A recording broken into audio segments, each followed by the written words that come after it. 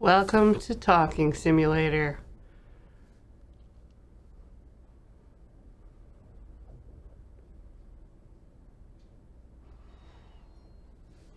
Oh.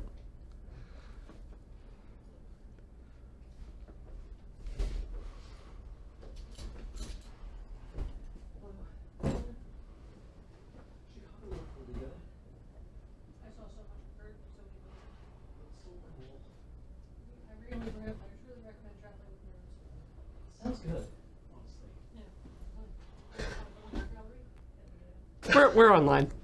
All right.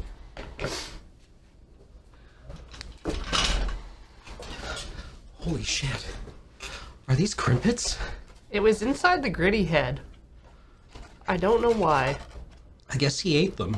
I guess he ate them. Or crimpets. We decided to save the box. That's what I can say next time I eat all the crimpets. That's right, we decided to save the box. Inside me. And incorporate it into me. At least for a little while, I will be some part crimpet. Hello! Welcome to Talking Simulator. I'm Cameron. I'm Corey. And today we will be finishing Talking Simulator. Forever. No. No, The Disco Elysium. Sorry, what's going on? Did you know that if your bus leaves a minute early, you can't be on it? How? I don't understand. It doesn't compute. It's your No, bus. The bus drivers have this thing where being early is good. So if you leave the terminal like 2 or 3 minutes early, that's good, right? Yeah.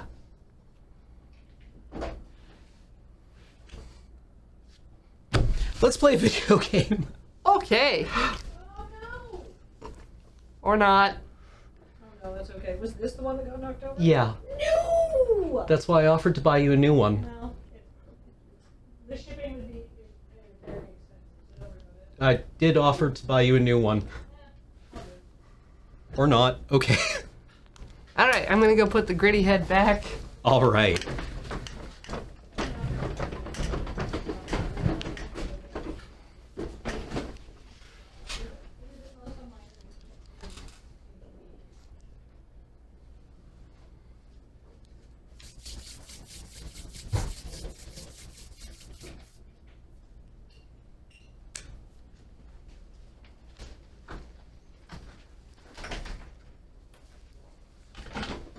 Oh, Corey, you just missed Gritty.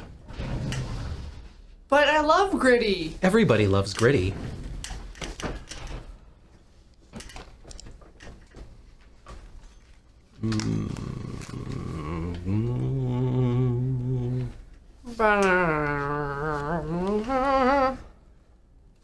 Let's see if we can apologize our way through the end game.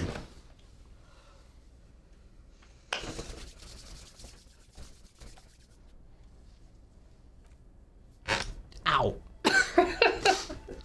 The thing where you Yep. bring your arm down, And only this is a really solid. that, and you also intersect with the headphone cable. Yeah, so it pulls on your head and you hurt yourself. Yeah, it's like it's the bank shot. Alright, so we have taken a small vessel out to this munitions depot. Oh, did we get all the way out there? Did we? Did we not? Oh, we didn't. We No. didn't. Oh god. Yes. Perfect. What are we wearing? All of our sports gear are super athletic. It's so sad. It's so sad. Oh. Well, we gotta ask the twins about what happens on the island. Are we just gonna like crump on up to the twins and be like, hey kids, Hey, youths. let's rap? No, it's worse than that. Scruffy haired little boy kicks a stone while the other watches him do it.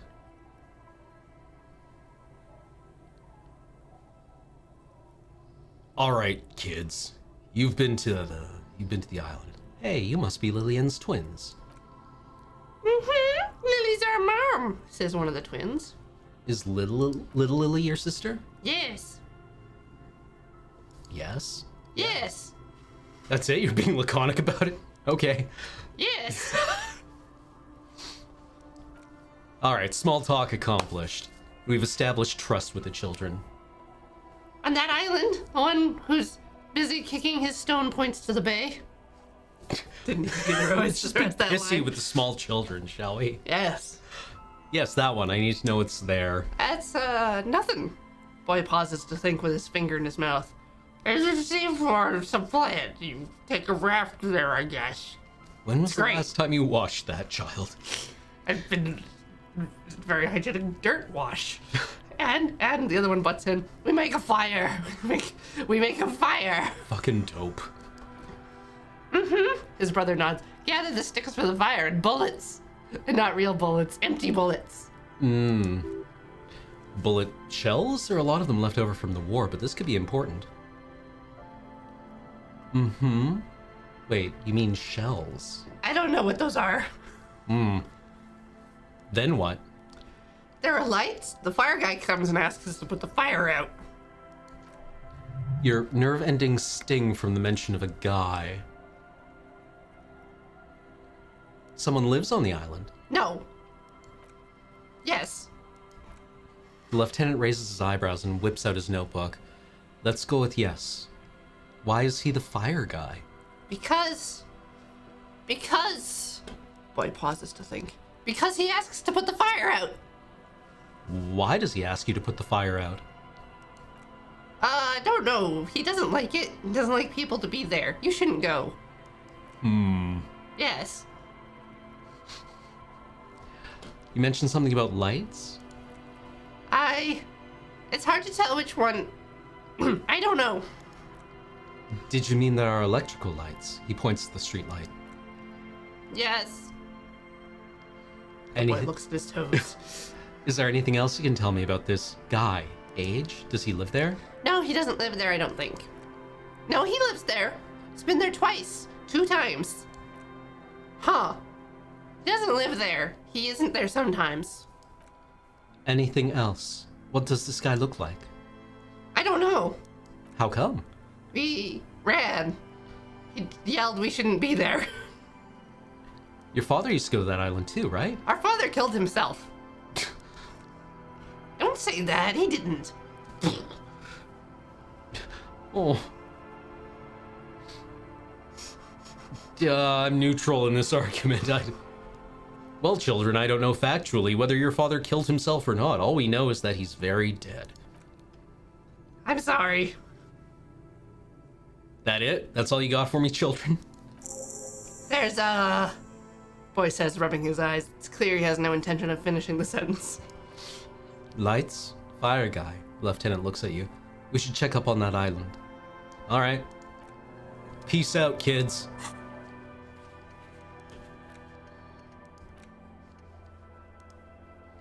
I'm glad we saved the boat trip to the island for a new session. Oh? It's a fun time. Ooh.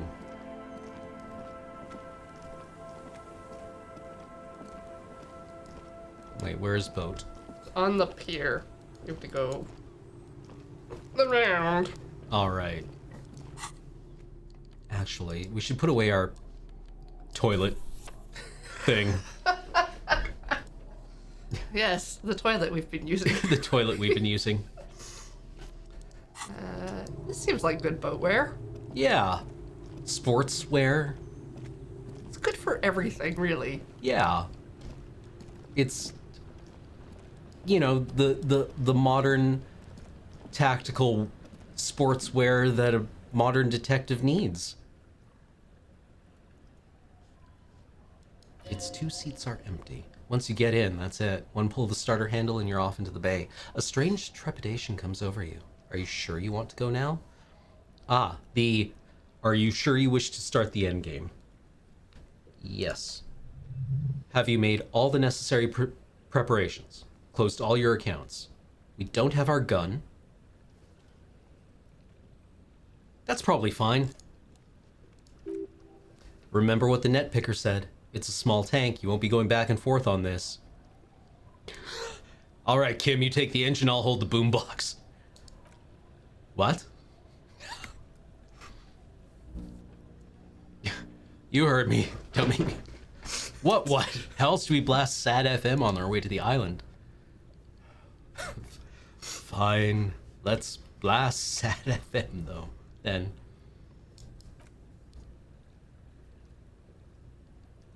Spit a verse, Kim. Come on. Don't be a coward.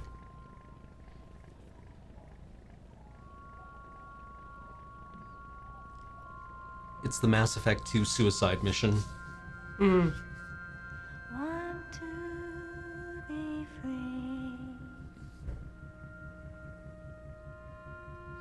Want to be free.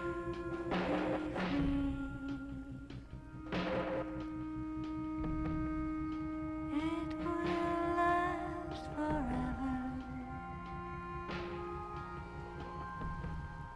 to be free. Want to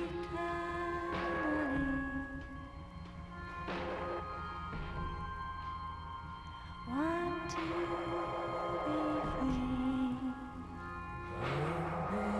It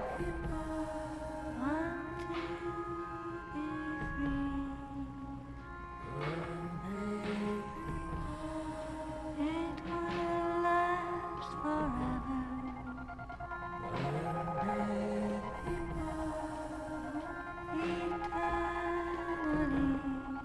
Want to be free. Want to be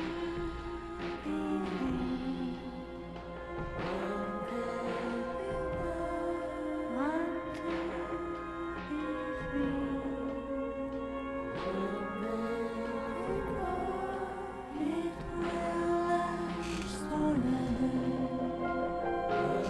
last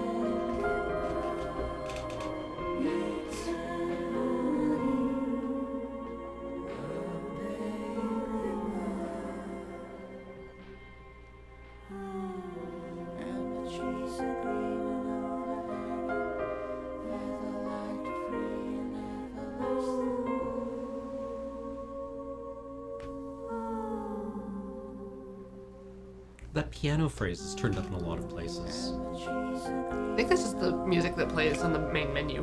Right.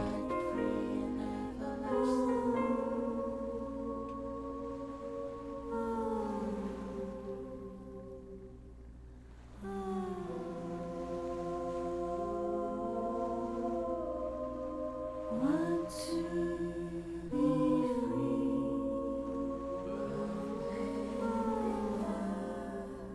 Eternity.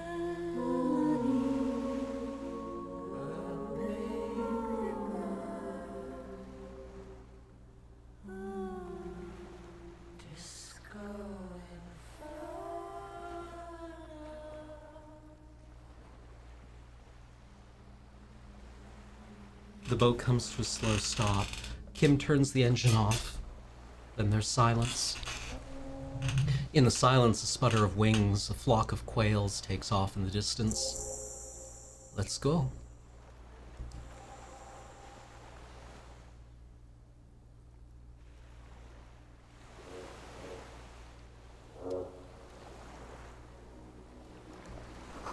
A makeshift bridge. The bombs are powerful enough to break the foundation. The rusted chain trails off into the ocean. The chain trails off into the ocean, connecting the island to the supply depot on the coast.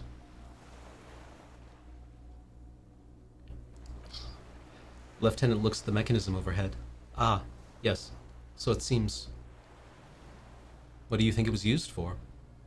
For bringing munitions to the island, maybe, and supplies. You could also lock the bay when you raise the chain.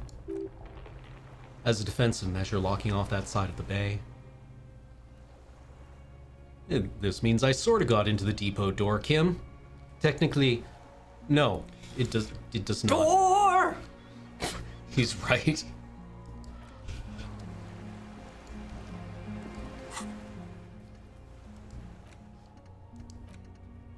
We never did figure out who made the call reporting the crime.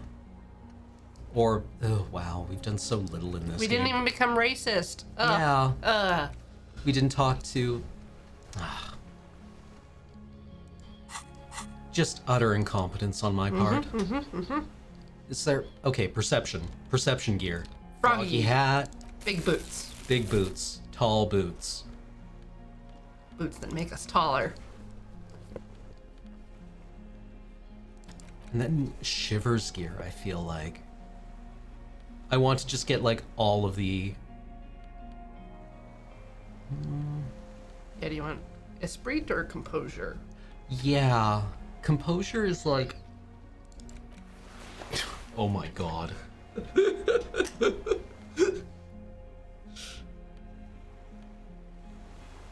Do we have a shirt that's not trash? No, you know for a fact that we don't. You know for a fact. There, that one doesn't hurt us too bad. Yeah.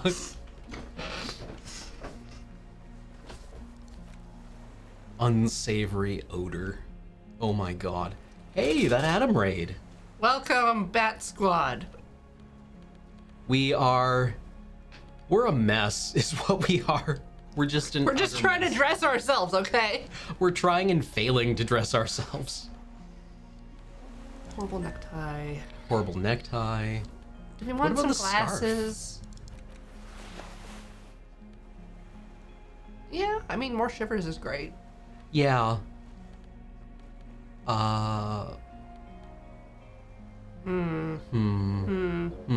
Maybe no glasses. Maybe.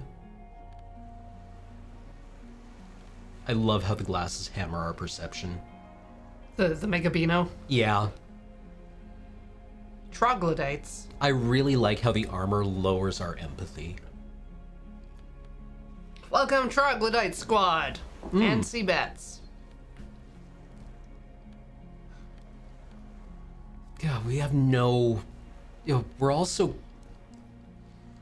I need to find all the clothes in this. There has to be some way to dress ourselves. It's too late now. There's no going back. I know. We've passed the point of no return.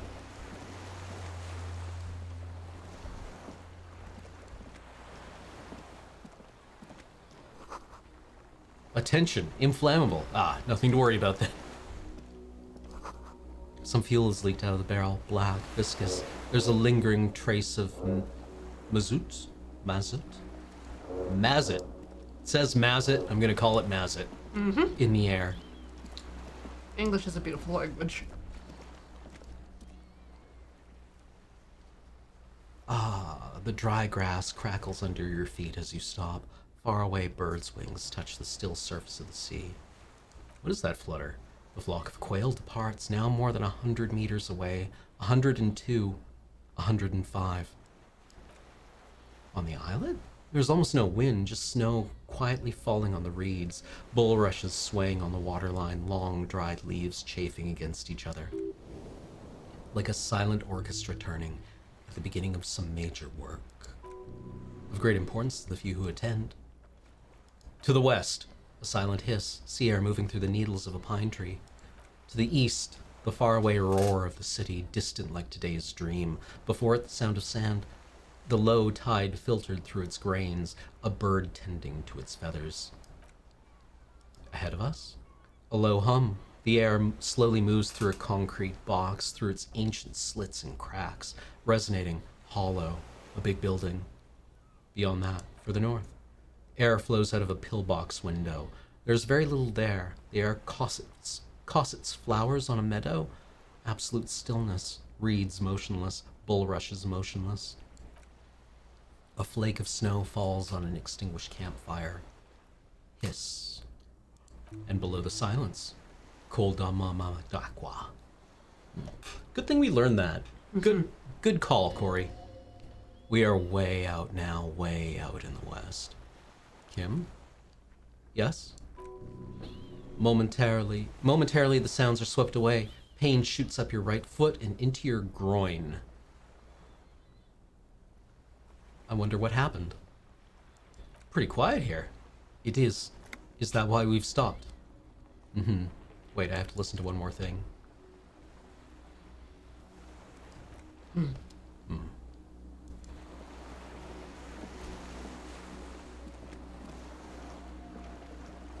The sparrow says ICM. You see a star with little specks in it.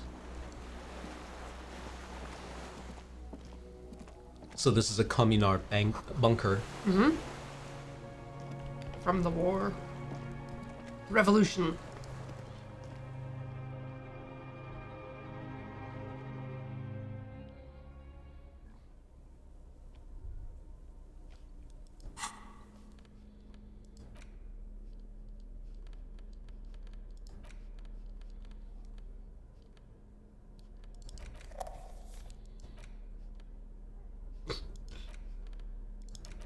All right.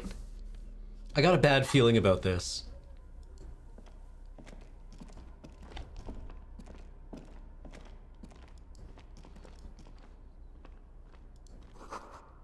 Stairs have collapsed. What's that? This was once an armament rest. Ah. Twin cannons were attached here. Medium distance, large caliber. What's the structure called? The base of the turret, it starts with a B. Rotatey bit. Yeah. Books, mostly fantastique and historical fiction. Dishes stained with sauce and fire. A survivor's kitchen. Suggestions from the chat are Bastion Bunker Base. That's not it. Maybe it's not a B. Is it a P? You see candles planted on a broken refrigerator. Or rangefinder. Different things. A moth-bitten bedsheet keeps the wind out. Barbette. Barbette. That's it, a barbette. Is that a barbette? There's a greasy old spring mattress in the corner resting on piles of soft-cover books. White linen and a pillow are visible under a worn-out caracal blanket. Someone has been squatting here. The left-hand inspects the bed. The linen is fresh, recently washed. How recently? A flash of pain interrupts you, making you wince instead of late. Oh, it's your... We got shot in the crotch. Yeah. Right, yes, that's what it's...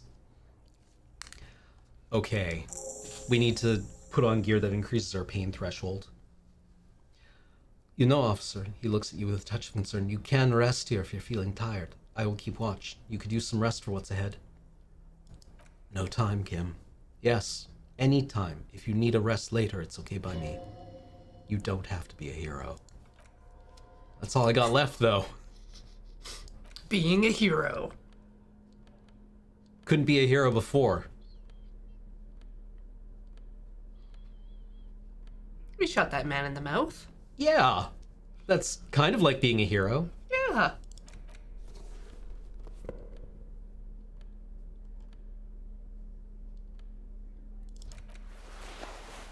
A scarf to keep out the chill.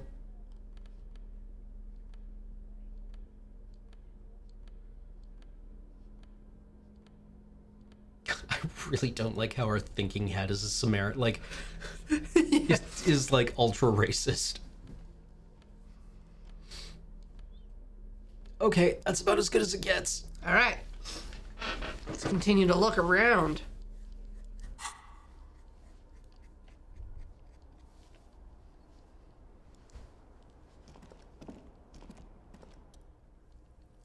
Books and magazines lie scattered on the floor and on a makeshift cupboard. They are not particularly well organized. Sift through them. Most are soft covers, serialized fantastique and detective stories from the 20s and 30s. This disparate digest includes the classic Animal Adventures. Among what is mostly commercial fan fiction and serialized stories, you find a magazine cathodique for electrical engineering. Then it's back to pulp, light erotica, an international thriller about circuit benders. Someone's made themselves a home. Left-hand inspects the softcover. More conceptualization. Sorry, conceptualization was glasses, I want to say? There was something that gave us conceptualization. Or was it the... Currently we've got none. Cigarettes. Cigarettes, but there were... Yes, the jacket gave us some. As... There was something else. I remember seeing something else. That shirt? Yep. Our white satin shirt. The BO helps us. Real statement.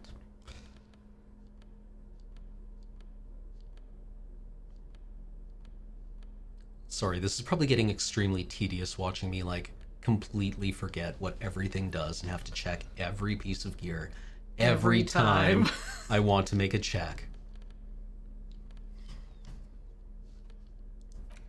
Fine, we'll put our gun away. It's interesting to me that they, like, emphasize having to change your clothes for checks, but at the same time make it really hard to do. Mm-hmm.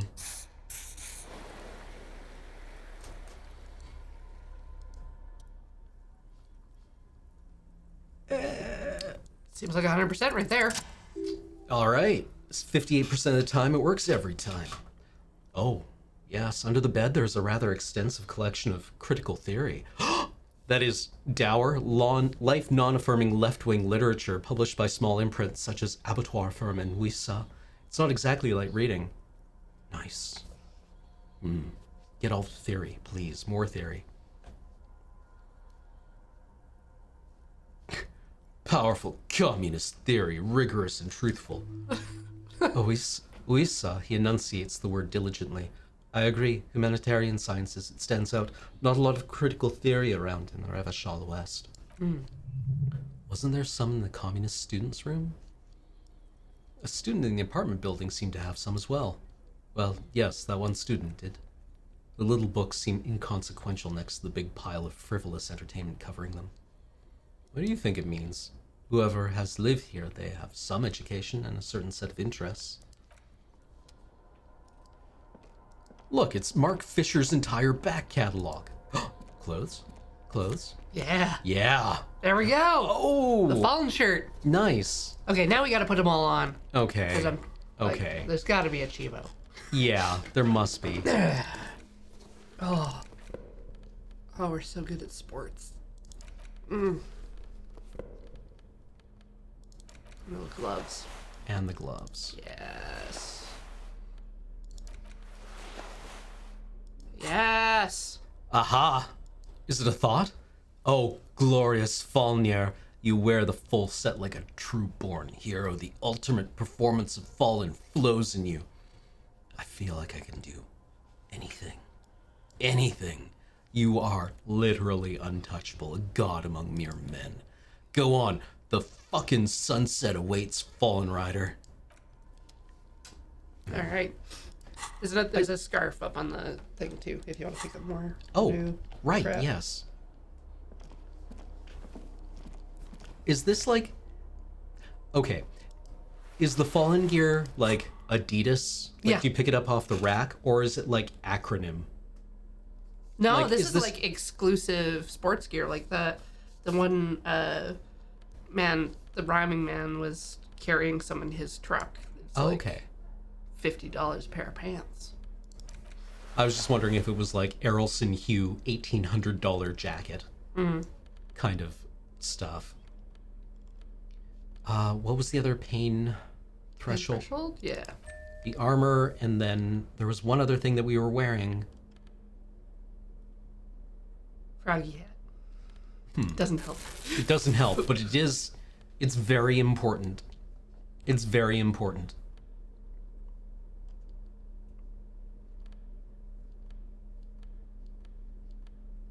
Was it the scarf? We got the scarf. Yeah. I love this. Bangers don't cry as the rationale behind why it gives you pain threshold.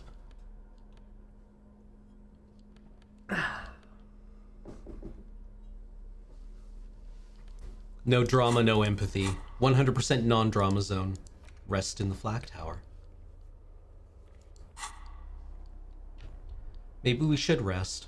Yeah. Let's investigate around though. Let's just make sure we're not missing anything.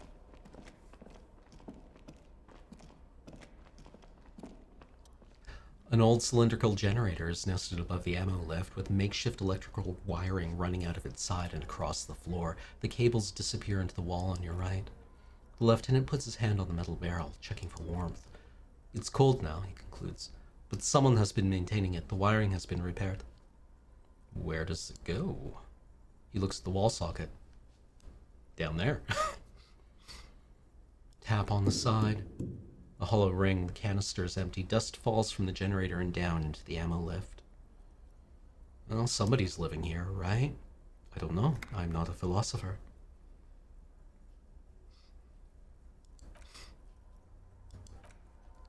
Why is any of this here, you know?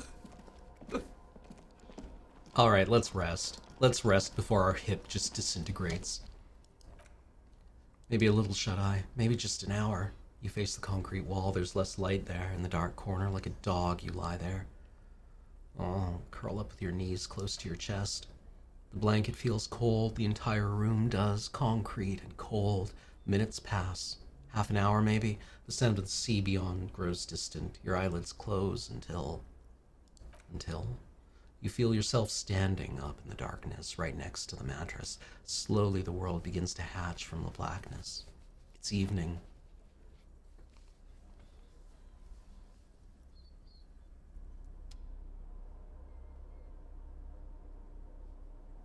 Kim?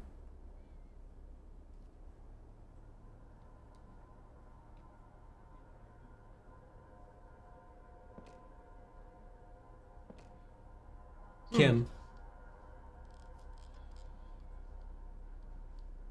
It's a dream. The lieutenant is no longer here. Go outside to the beach. Down the stairs. Okay.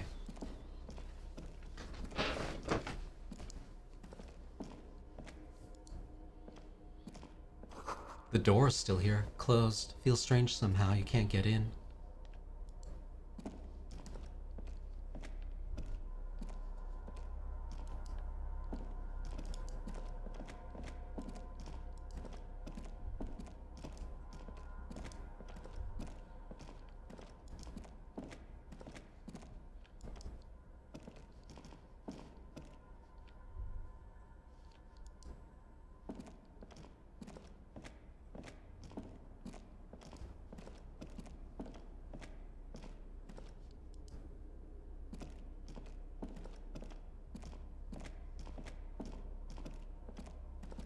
Where do you think you're going, Miss Detective Dubois? Down to where the... Oh, you can walk bottom of the- under the... Yep. I get it now.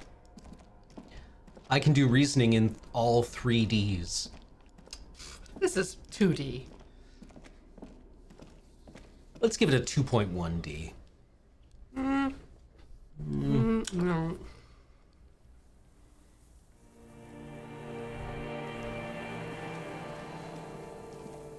Yeah, this is the dream music.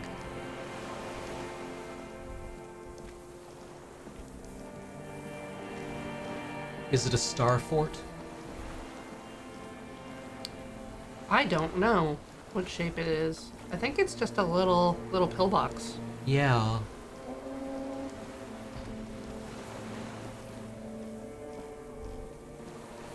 Kim? Go down to the chain, there's something there. It's to your right. Oh, it is?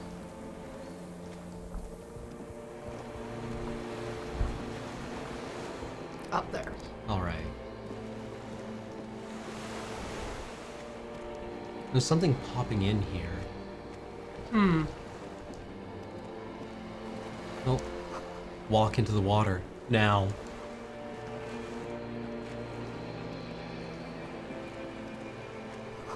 You see her footprints on the water?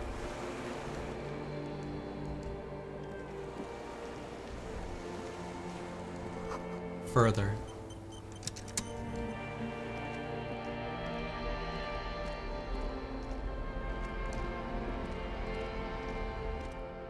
Dolores Day, the innocence of humanism, internationalism, and the welfare state turns around to face you. She has an airship bag in her hand. She seems to be in a hurry. Okay, don't say you need to talk right away. Melt the ice first. This way you're already talking. But you don't even want to talk to her. She will only be cold and mean. Let her go.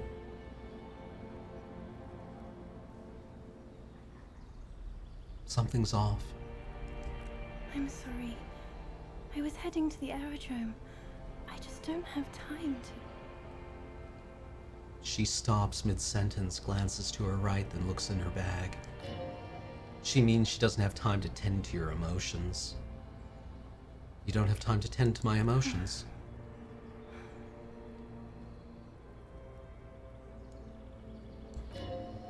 What are you doing? Stop saying things like that. What's in the bag? Just my scepter, my globe cruciger, a spare silk gown, a toothbrush, travel documents, the crown of immortality. Aren't you already wearing one? Oh, this? She corrects the wreath on her forehead. This is just a wreath. The crown of immortality is made of rarefied light, manna and raw palladium. It was passed on to me by the rulers of late antiquity. She looks at the suitcase, not knowing what more to say, then over her shoulder. Anyway, Where are you going? I'm going to Morova, to live there, in Brod.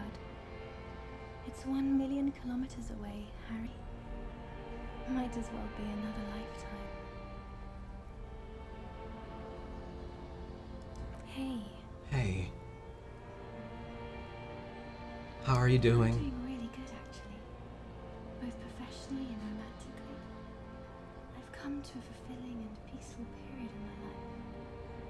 How are you doing, Harry? I'm in my head. I miss you. I'm in my head, too. We're all in our heads. Do you miss me in there? Sometimes. Not as often as I used to. So much time has passed. More than it seems here. She stares at her feet, the zebra stripes on the intersection, the lights of the video rental glow in her hair. This is everything I always warned you about.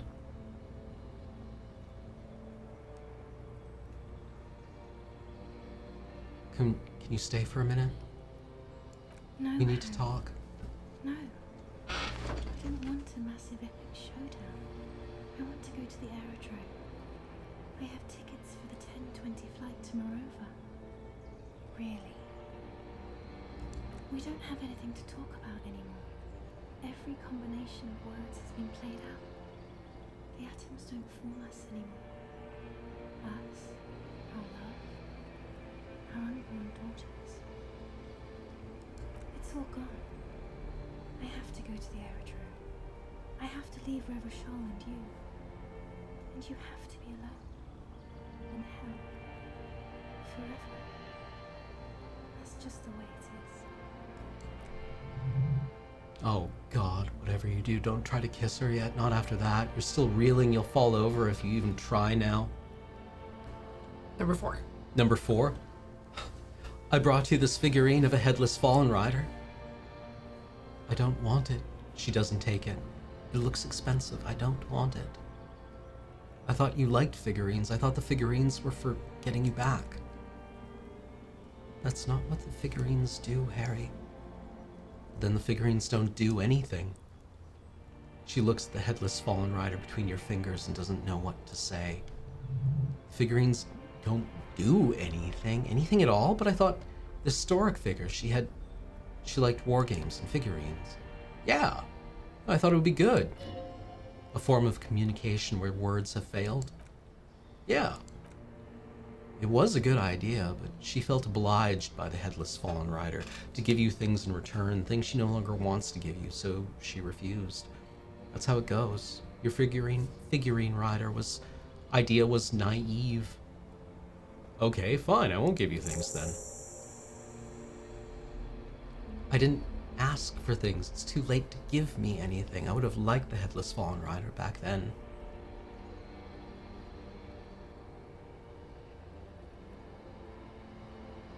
But you said I have a vast soul and you will always come back to it. Yeah, we both said a lot of things. We were very young. You didn't say it. You wrote it in a letter, a handwritten letter. You kept it in my paperwork. I kept it in my paperwork.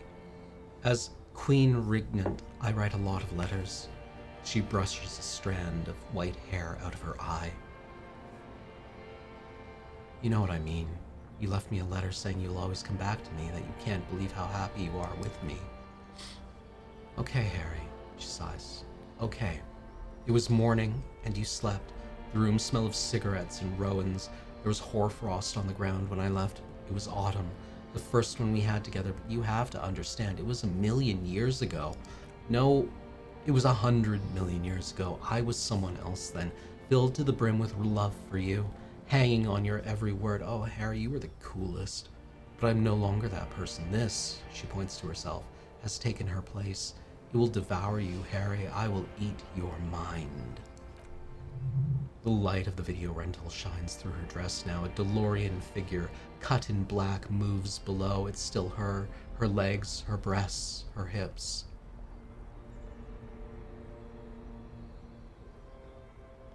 Voyager Road, I know that place. Where is it? It's here, Harry. She looks around. We are on Voyager Road at the end of it, 300 meters from the stop. We used to come here to rent videos. The house? There. She points across the water into the darkness. You could not pay the electrical bill. It became a lightless tomb. The years you spent training for the militia, my parents' money, was not good. Surely the alcohol didn't help either.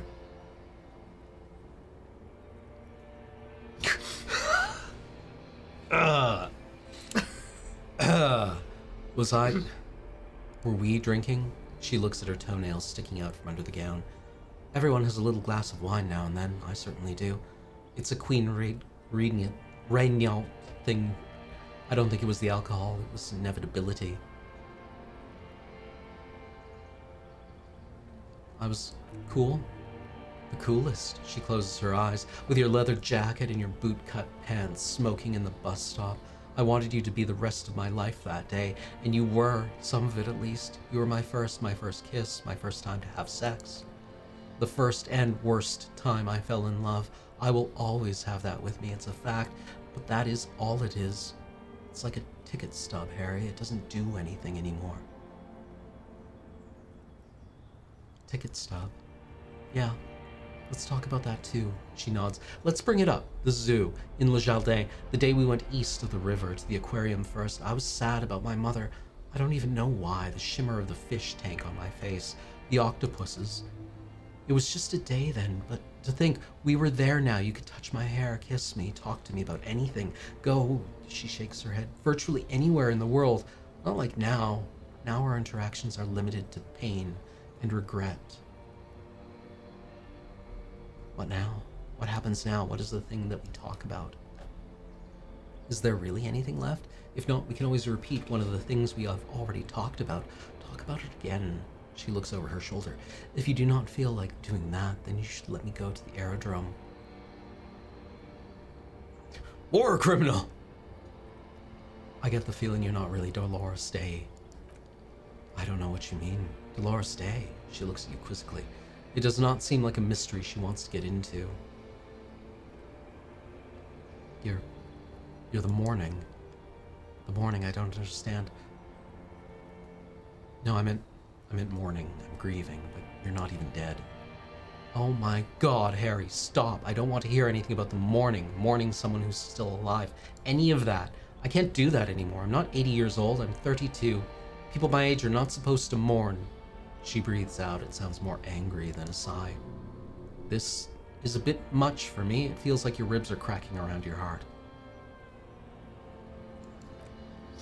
The advisor to the Queen of Suren sighs and looks down at the crumbling asphalt. There's nothing she can do about your chest pain.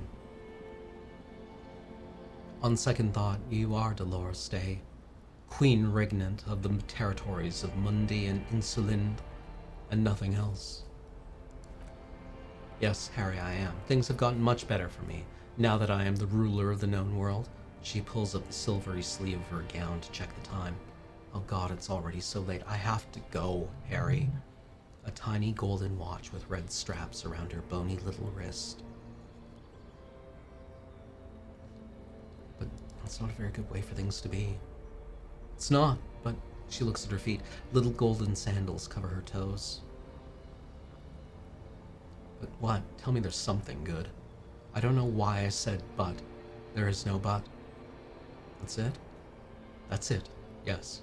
She looks up from her toes. We've talked about it 1,000,000 times. You will get over it just like I did. People do. Things will get good for you again. Maybe. I think I've reached the end of the investigation. See? Her eyes widen. It just takes some time. For you, I think it will be something like 20 years, maybe. It was hard for me, too. I used to think I couldn't live without you. She looks at you straight in the eye. Her irises are light blue, flecked with green. Wait, was she older than us? She says she's 32 here and is saying it will take us about 20 years for us to get over her. Or is that just how old Dolores Day is? Dolores Day is hundreds of years old. Yeah.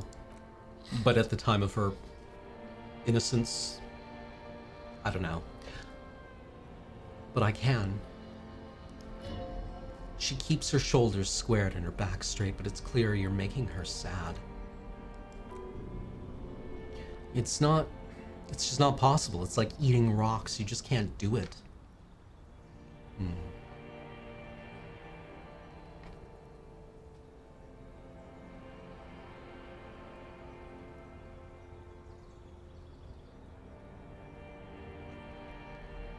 20 years, that's so much time. Yes, it only took me 1 year, maybe 2. She smiles and wipes her brow in relief. Woof. I can't, it's like eating rocks. There is a silence. She looks at you, then over her shoulder, she corrects the wreath on the dome of her forehead. As you talk, it feels like chewing on gravel, granite, steel bars. Your innocence, Dolores Day. I'm sorry I made you sad. It's okay. Okay then. Super okay. I have other things I need to know. Don't go. I have to, Harry. Really, I've already missed 8:30. Her fingers wrap around the bag handle. I'm going to go now. You have sworn a holy oath, Harry. She herself begged you not to let her go. But I swore I wouldn't let you go. You told me, you asked me to be this way. That was someone else. I betrayed her, overwrote her, and I am happier for it. I'm really going now. The time is up.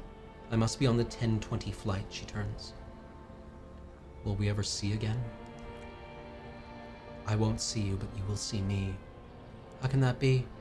Oh, Harry, this is a dream. Don't you see I'm already in Morova by now? Who knows how long ago this happened? She looks around. A year? 2? 5 years ago? How will I see you again then? Right here, tomorrow night, once the stream starts happening, it keeps happening. 3 times a week at least, and Harry, it really looks like it started happening again. There's the video rental. I'm suffocatingly beautiful and young, and I smell of tutti frutti chewing gum, and like I did that time when I asked you for your forgiveness after leaving you the first time so long ago. I like this. Oh, yes, this is real darkness. It's not death or war or child molestation. Real darkness has love for a face, the first death in the heart, Harry. See you tomorrow.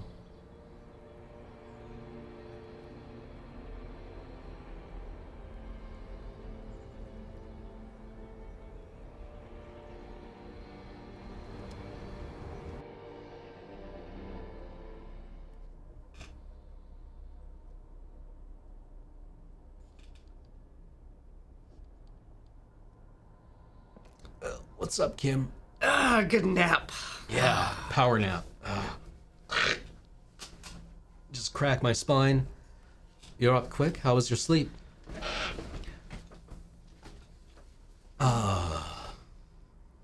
Let's spit out the blood and get back to work.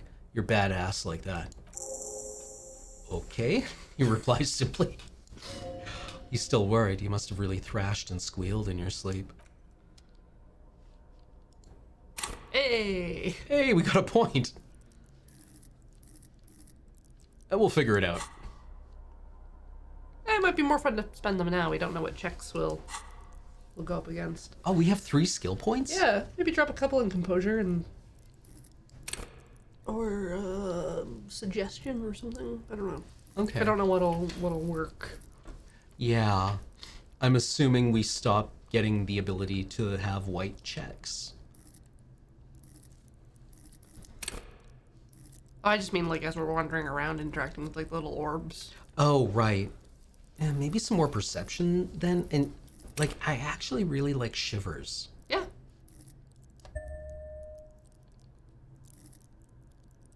Our perception's 9. Yeah. Then what about some brain things? Our encyclopedia is negative right now. Maybe rhetoric or logic. Yeah. I mean, our pain threshold is 6, which I feel is probably... All right.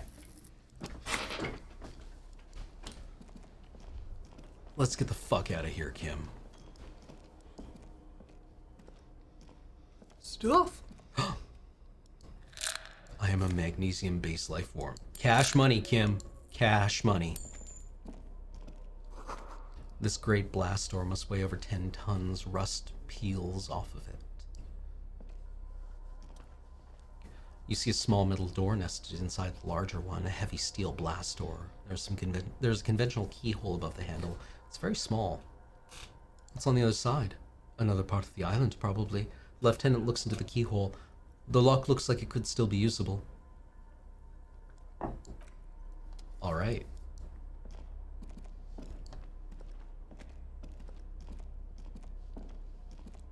Oh, wait, yes.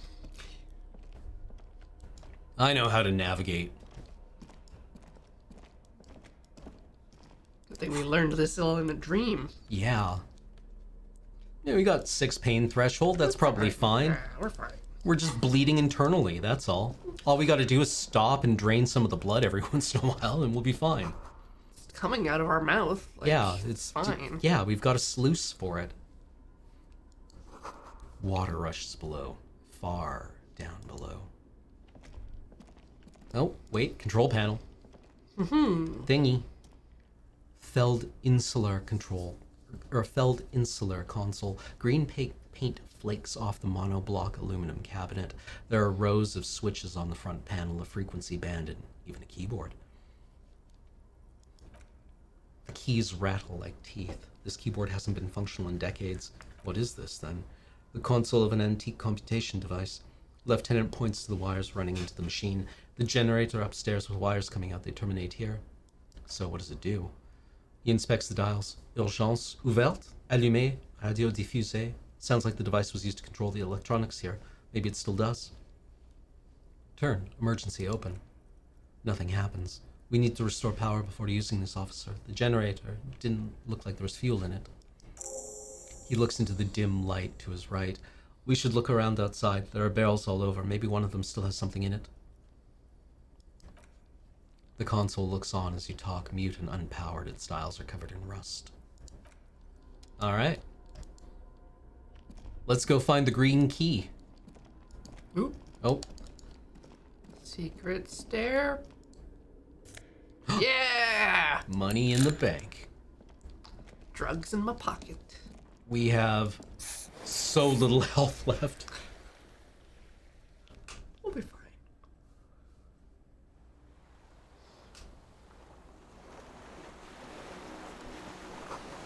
A firing slit. You can't see inside.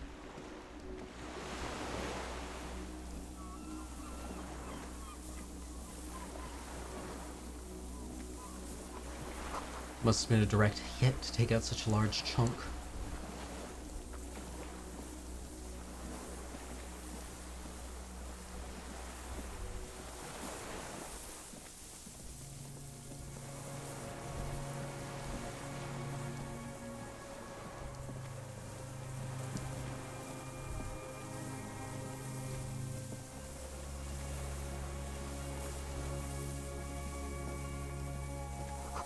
The winch is broken, rust has eaten what remains of the chain.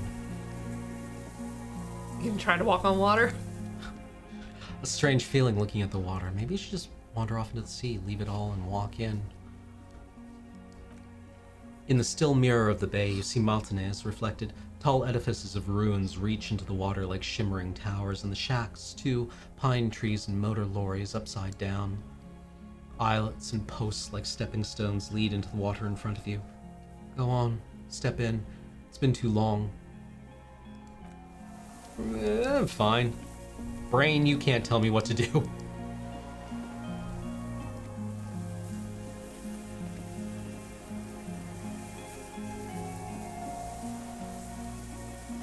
Do we have anything we can... We need a skill point. Right. You know, just fight some goblins or something. Yeah, just level up. Get that XP, you know? I can't believe Kim used our last bullet to save his life. God. Oh, the pain in your pelvis makes you wince. And you continue. That's normal. The inside of the fortress. You make out the consoles and the blast door. I think just 2 other tiles haven't swapped to the lighting for right now. Yeah. Ooh. Yeah. There's an that's interesting. Whew.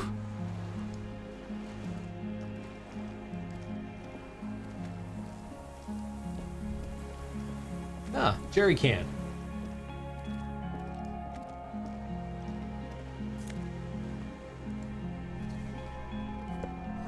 A weathered artillery map showing coordinates in the Bay of Ravachol. Oh, an old medicine cabinet newly stocked with drumine. Don't mind if I do. Hey! There's a rain-soaked mattress on a concrete slab, only half covered by the crumbling roof. At the head of it, double embrasures, firing slits like 2 eyes in the wall. Beat triple prime. The lieutenant lowers his voice, stepping it closer with his hand on his gun. This looks like a good place to shoot from. A single-person mattress, modern, civilian use, brand name Marjorie. There's a fuel stain on the cover along with cigarette burns. And an empty can of beans on the ground next to it, filled to the brim with cigarette butts. The silhouette of a tobacco picker adorns the paper filter. The brand, Teomuturi.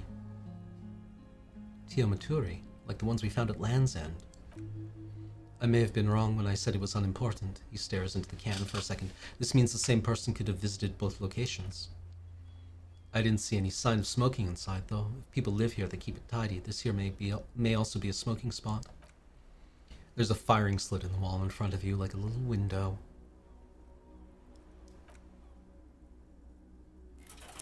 The springs screech as you lean on the mattress and crane your neck to look out. Trepidation, a tingling feeling in your stomach. A small piece of the Martinez coastline opens up in the square in front of you, like a tiny landscape painting 1 kilometer across the water. The ruins look familiar. A towering skyscraper, its top floor shaved off by artillery fire. Capeside apartments, Rue de Saint-Ghislain 33A and 33B. The red chimney and collapsed rear wall of the 4-story tenement in front of the whirling in rags, Rue de Saint-Ghislain 10. Between them, the box-shaped silhouette of the whirling in rags, its sloped roof, a tiny fleck of light catches your eye on the rooftop, sunlight reflecting off the upstairs window of Classia's room. Motherfucker.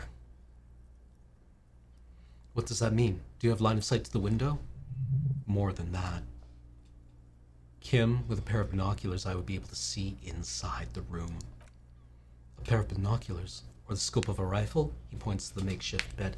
You'd be prone, lying on the mattress, barrel resting on the embrasure. Cheek against the cheek rest, hand on the hair trigger, on a calm day like this. Kim, I could make it. I could make the shot. Good. He pats you on the back, 3 small pats in a row. I think we have it detected the origin of the shot. This is the sniper's nest. Boom! Affirmative. Better late than never. He nods. Nothing pointed here. Many leads pointed elsewhere. 6 people are dead. Don't beat yourself up, officer. We did not put guns in their hands or get them drunk. Yeah, because, what's his name? The mercenary. Mm-hmm. Starts with an L. Lely? Lely. Kortenauer. Yep. Ruby. Oh. DePaul's alive, isn't she? All of the mercenaries are dead. All the mercenaries are dead? All of them. And then of the Hardys, there was, it starts with an M. He dies immediately. Gary died. Gary, right. Fat Angus. Theo, and Shanky. Poor Fat Angus. Oh, we bullied the hell out of that guy. The lieutenant pauses. Regrets come over him. He looks north over the fortification, then adds, "We will make up for it. Here, I feel it." Could the shooter still be here? Where? He looks behind his back. On this island. He does not answer, just nods. With his back hunched, he looks around once more and says, he feels uncomfortable suddenly. We should move, now. Alright. Yeah! Yeah. We got that skill point if you wanted to shove a thought in your brain. Although I think it would be better spent on a skill. Probably. Stat. Froggy Hat is doing a lot of work. Froggy Hat's been working real fucking hard for us.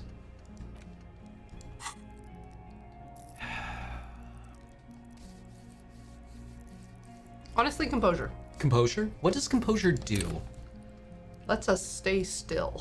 Oh, alright. Lets us, like, not shit our pants. Yeah. Alright. That sounds important.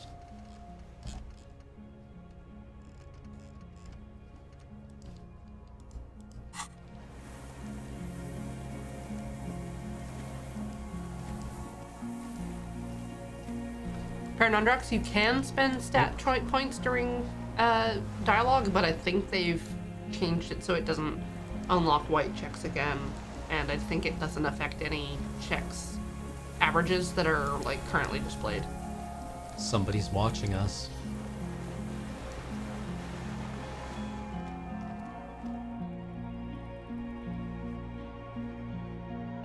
Chat's right there, man. You gotta go up. Up and fuel Fuel the... it.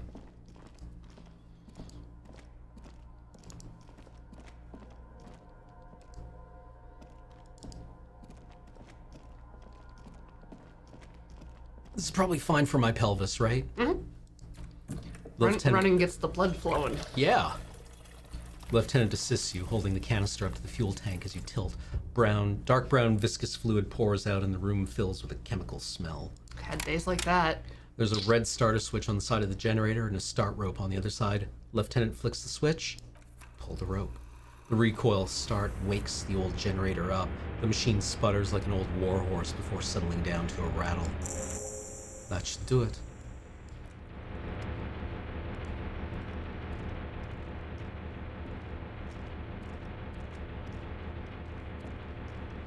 Stream like nobody's watching, chat.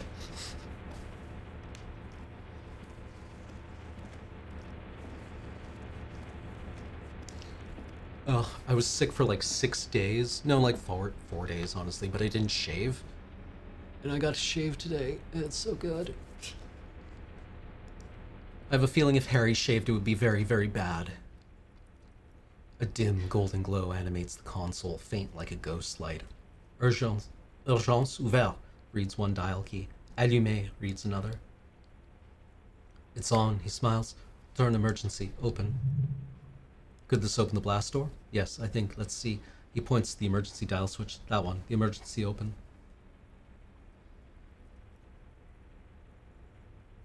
Light. The lighting in the room turns on with a sizzle, a dim ambient orange. The door blasts open with a series of clicks. A shaft of light appears, then widens as the light shines in.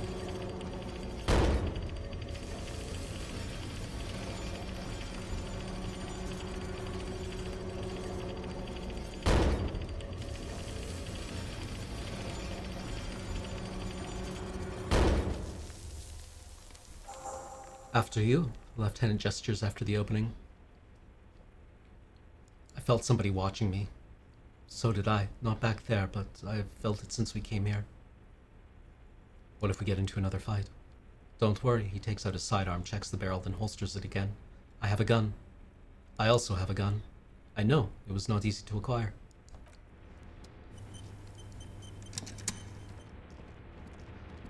Yeah, I assume if you get the expression to stop, what replaces it is just... It's not good. It's like, it must just be catastrophic. It's just like a little mopey. And then if you do the shave, it takes the mutton chops off, and you're just like clean. Mm-hmm. And it's not a good look. Like, I imagine Harry's skin has to just be like, it's like Sallow. Well, like, yeah, sallow and like gin blossoms. It looks like. Yeah. I imagine Harry looks like he did 20 years ago if you put him in the microwave for like 15 seconds on medium. You know, just like a little schlumpy.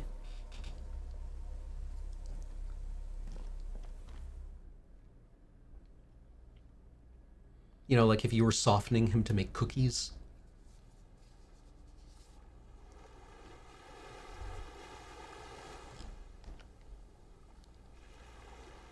We know there's a man here.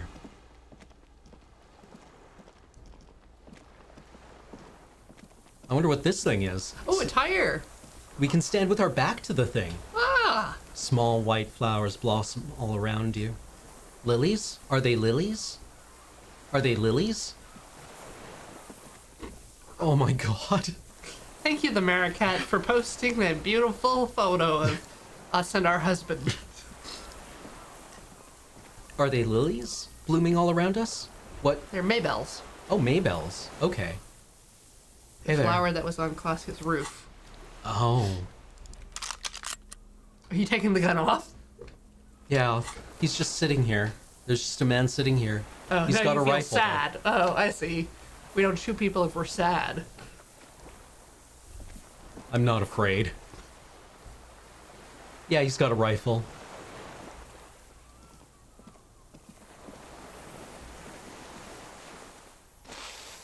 The deserter. An old man wearing tracksuit trousers leans on the frame stock of his rifle. He gathers a big ball of spit in his mouth, then spits it out into the extinguished fire before him. He raises his black eyes, hooded by creased eyelids, to meet yours. Unclouded by cataracts, his eyesight is sharp. He's practically tearing up from spite. Hatred got the best of him a long time ago. This man hates everything.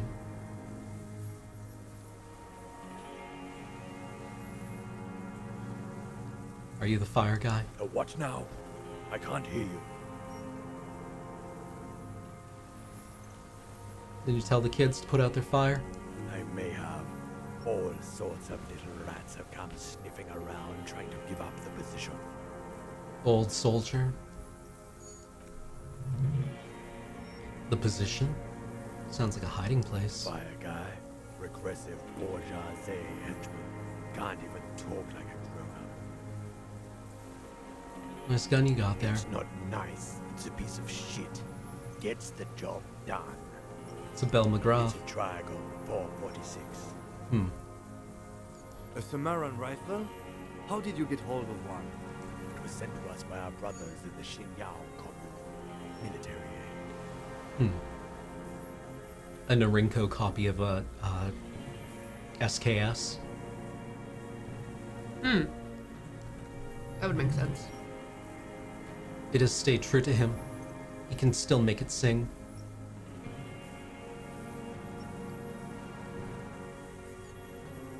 You've retained your My eyesight. yes. Helps me see all this shit. The Hinsao, Heard me. the It's good Hinyao now, comment. like chalk wiped from a board.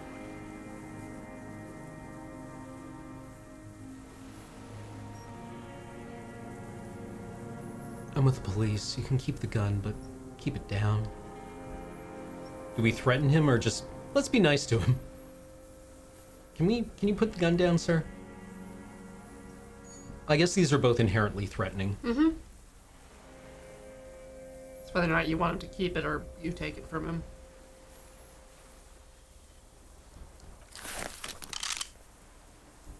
You're a glorified night watchman. This is a service rifle. I can only lay it down before an enemy commander of corresponding rank. Shit.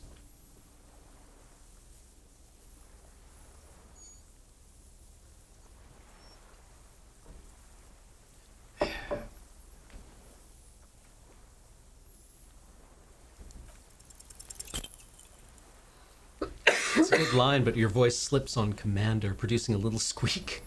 Sounds like you're afraid. Big-time operator of the pederast army. How about I keep it, huh? Hand it over to a real killer. A briscade. The lieutenant aims his pistol square at the man's forehead. Put it down now, sir. Or you're going to blow my brains out before you question me. To hell with it. It's a walking stick anyway. It's out of bullets. Like an amputated limb in the sand. His gaze follows your motion. The rifle feels surprisingly light in your hands, frame stocked and patched in places with tape and wire. The rifle's in shabby shape, like a crutch that's seen too much travel. Hieroglyphs are embossed into the forearm, made of walnut. On the butt you see Vespertine writing, burnt into the wood. Triagong 4.46 millimeters, made in Xinyao. It's as he said, Triagong, made in Xinyao. Uses jacketed ammunition, 4.46. Jacketed, military-grade ammunition, stable in flight, good for hitting something that's very, very far away. As he speaks, he stresses every word. He's liking this. Triagong, made in Xinyao. Worn, personalized even. Looks like this weapon's seen a lot of use, hasn't it, sir? No response from the old man. The plastic cape around his shoulders rustles in a small bout of wind. This looked very much like the murder weapon. It can be used against him to get a confession in time. Who are you? My name? He looks across the water, then back at you. Is Josef Lilianovich Dross, political commissar of the 114th Anti-Aircraft Division of the 4th Army of the Commune of Ravachol. I am a deserter, a partisan, and a prisoner of war. This is my termless surrender. His eyes turn to the reeds again, dead and dull. The Commune of Ravachol, the lieutenant forgets to close his mouth. Do you mean the ICM? You're a holdover from the Insulindian Citizens Militia, the Army of the Revolution. I was recruited in Jamrock in 07, trained in the École de Contrôle Aérien, and consigned to emergency defense duties in 08. I left my unit on the eve of the landing. When I returned here on May 14th, the commune had fallen. Still armed and ideologically trained, I wrote a criticism of myself and resumed partisan duties. How long have you been on the island? 43 years. No. He looks into the fire. A wisp of smoke rises from somewhere between the charred logs. I've been on the other islands too. I was on Resurrection until they turned it into a spa in 18. Then I was on E48 and Nameless Sound until the sea washed over it. And I came back here. That was 22 years ago.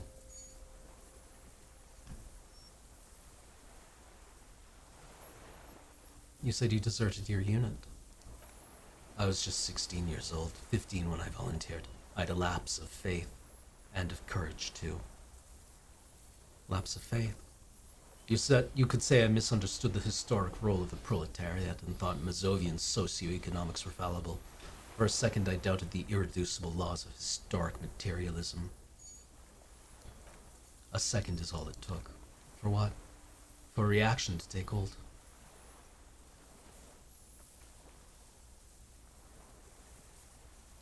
Yeah, we all have a tiny bourgeois person in us trying to run away. He does not seemingly react to what you said, only his eyebrow moves a little. And this was when the lieutenant instinctively looks to his notebook, but does not take it out. May the 13th, 08, 44 years ago, he looks north. The horizon was black with coalition airships. The petroleum rose to the sky and it looked like it formed the clouds, storm clouds. When they first started shelling, it was dark magic. The combined might of the international capital all at once, all the greed and terror in the world tore into Ravachol. It lifted the streets from the ground and turned houses into ghosts. We were in the flak tower, he gestures toward it. Huddled on the floor, the artillery was 80 kilometers away in Ozon, but I knew the commune would fall. We would all be turned into ash, so I said I was going to the map room. He looks to the east. A terrible shame still within him. The lobes of his ears are red with it, the shame and smallness of what he became. You didn't go to the map room. No, I climbed the chain link across the water and hid inland. In the bunkers there, like the weakest of the weak, a mouse, frightened of the ordnance all night and the sound of the rotors in the morning, whirring. He looks at the sky. What was that? Airships. I climbed out. He closes his eyes into hell. The landing was complete. The chain was submerged. I had to swim back. The fortress was half submerged too. Shattered. They'd all drowned in the lower levels or got torn to shreds above. The anti-aircraft gun had malfunctioned, and so had I. I left them without ideological direction. He opens his eyes and stares right through you. It was real. I'd seen it. I'd seen it in reality. Seen what? The mask of humanity fall from capital. It has to take it off to kill everyone. Everything you love, all the hopes and tenderness in the world, it has to take it off just for 1 second to do the deed. And then you see it. It strangles and beats your friends to death, the sweetest, most courageous people in the world. He's silent for a second. You see the fear and power in its eyes. Then you know. What do you know? That the bourgeois are not human. I had to fight it. I had to never stop. The old man falls silent. His black eyes keep piercing your skin as he looks to some great distance behind you, shaking his head slowly, retreating from it. How have you survived all this time? How does anyone survive? He looks at his worn running shoes. I steal. What do you steal? Supplies. Vegetables. He winces. I collect rainwater. It's the life of a dog, not a human being. He coughs once more, then puts his hand on his belly. How's your health, Monsieur Droit? I've been throwing up blood since winter. Red, like beetroot. Been passing it in stool, too. He does seem frail, gone for his age, more like 75 than 65. Trouble putting on weight could mean cancer. The RCM can provide medical services. You need to be looked over. I need to die. A droll smile stretches across his mouth. You don't have medical facilities. You have guns. That's all they give you. Toy guns. How have you coped mentally? I haven't. I have holes in my brain, years missing others, filled with pain only. A decade of... I don't even know what. Inferno.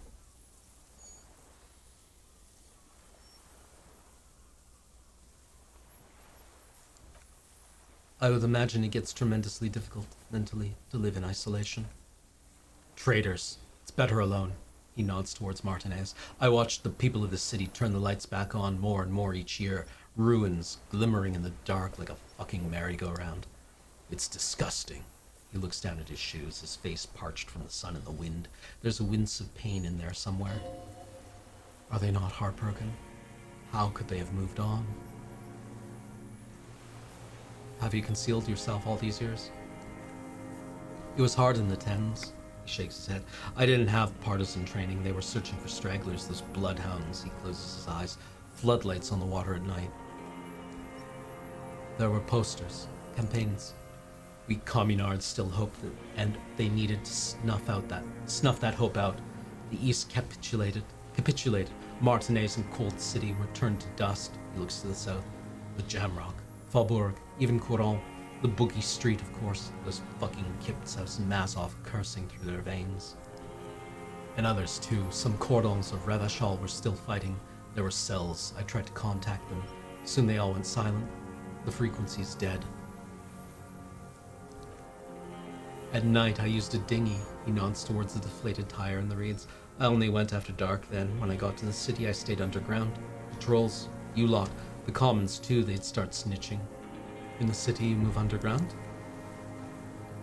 From bunker to bunker, he nods. Not anymore, no one cares now. I don't even have to hide.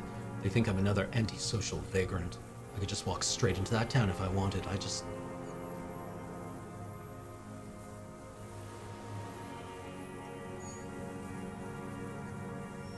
Why don't you? I don't want to. They're all traitors, pigs, rabbits, and dogs. Men without ideals are only animals. He does not want to see life moving on, people forgetting, drinking, laughing. In the basement, have you been there? He looks at you, then pulls the raincoat tighter around his neck. So you finally found it. There must have been a small squadron's worth of arms there. Belle Magrave, right? They're damaged beyond use. I know. So you've been there. Sleeping, he coughs. Some nights ammo scrounging on others. Those Magraves were shit even before they corroded. Some had bullets in the chamber, however. You feel the dots connecting, little dots on the map he's walked across. There's a small bunker under the Feld building. Have you stayed there?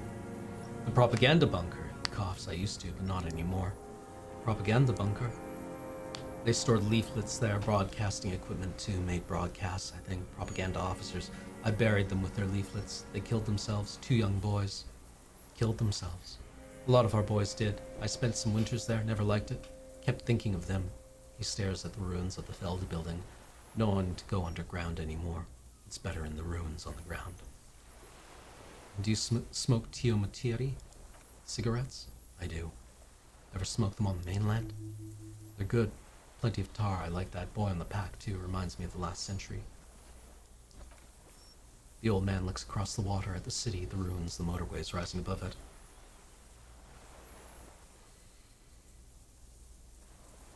What is this place? It's not an island, right? He looks around. It's a defensive fortification of the commune of Revachol, and I am its last surviving defender. What was it used for?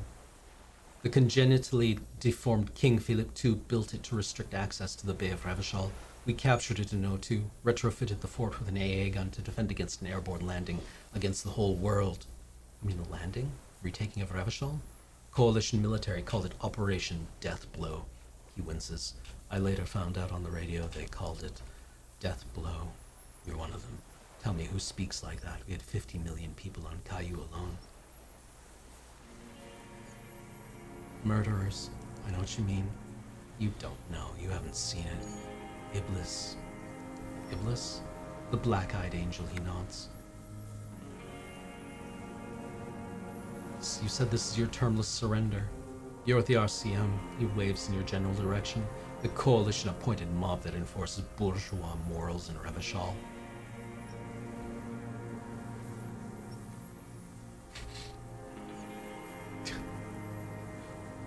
I think he might think we're patronizing him.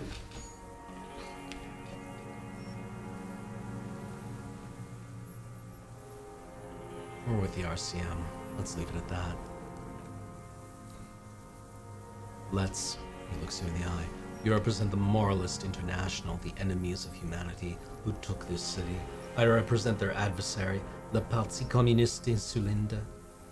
Take me to them as a prisoner of war. I have relinquished my weapon. I can no longer serve. No superiors can relieve me of my duty. You bulldoze them all to a mass grave for trying to free humanity. His hand shakes and he breaks into a coughing fit. A spray of blood from his mouth on the black charcoal of the fire pit. You're a communist soldier from the communist army? No, I'm not a soldier. I'm an ideological officer. I belong to the party, not the army. You said you were trained and assigned to the Defense Corps. Trained, he nods, in historical materialism, then assigned as a political commissar by the party. These things used to mean something. That means you're a trained communist, right? He nods slowly, then another tremor. He looks away to the sea and lets out a cough. So you've been hiding here for 43 years? 43 years and 10 months. That's steadfast. It's not how a human being should live, but I had to. He grimaces, clearly in pain. I couldn't just forget. I couldn't just forget what I saw. What have you been doing during all this time? Hiding, fishing, waiting. He looks across the water. Where the afternoon grows late on Rue de Saint-Ghislain, people walk home. Street lights will soon be lit. Further inland, the streets are alive with workers, men, women, children, street hawks, and migrant laborers. The temperature is steady. Alto cumulus clouds form above Precinct 41. 2 police officers step out of the Whirling in Rags cafeteria. Satellite officer Jean-Vic Mer inspects a series of burnt black letters splashed across the plaza mosaic. Patrol officer Judith Minot points west. The fishing village, glances at her watch. We meet in 15 minutes. It's a 10-minute walk. The officers go, leaving behind the writing still smoldering. One day, it says, I will return to your side. Always waiting, the old man turns his eyes from the shore and back to you. For what? For her to return. Her who? Girl, child, revolution.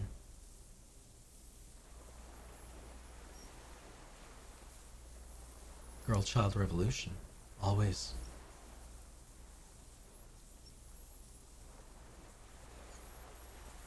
I dare not dream anymore. Good. He blinks his black eyes. The material base for an uprising has eroded.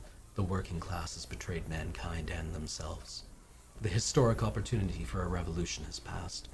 You will not come back anymore, however hard I try, whatever I do. What has he done? Perhaps a confession will lighten the load. What have you done, then? Yes, what? To get things going again. Lieutenant steps closer. Fan the flame? There is no flame to fan. He stares right through him, unblinking his dark eyes. There's nothing left of the world, of our dreams. I have another serious question for you.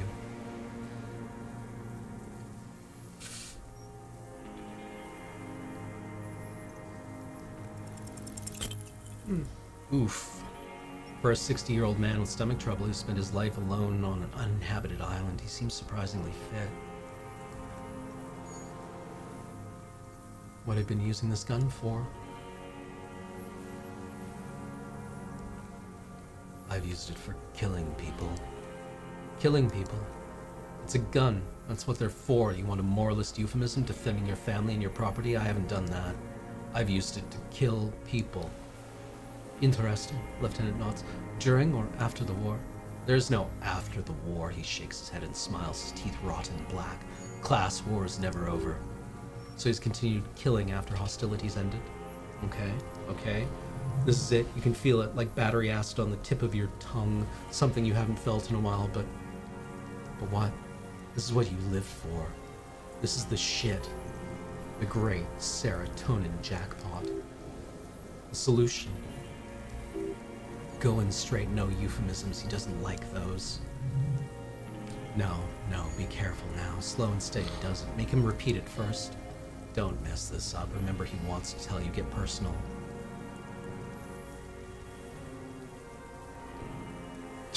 Wait, which one do I say then? Nothing comes to you, and in them, a chill like electricity running up your spine, crawling into your skull. What?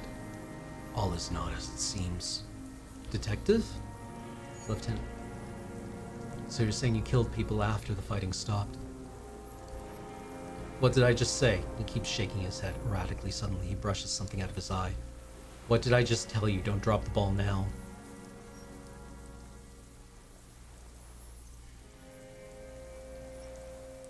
I know you want to tell me. Have you killed anyone with that gun in the last week? I don't want to tell you anything, you grotesque murderer. And why did you think that was a good idea? Don't listen to me. I'm wrong all the time. Did you use the gun to shoot and kill the mercenary on the coast? The who now? He leans in and cups his ear. He heard you. He just wants to hear you say it. You're in. The fascist death squad who took a bullet in the mouth on the night of March the 4th. Oh, yeah, that one. He looks up at the sky and clacks his tongue. Ugly piece of work, that boy. Did you kill him? The lieutenant takes a sudden step toward him.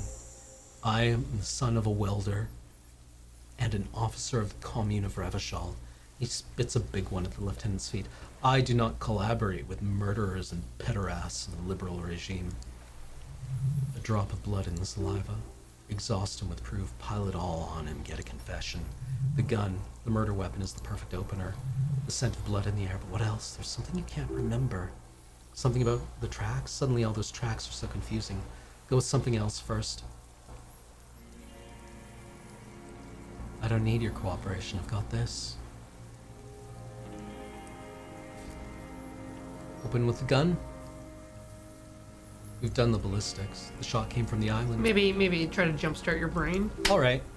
Wait, here it comes. The goddamn Maybells, the dried Maybells on Classia's roof. Oh, yeah.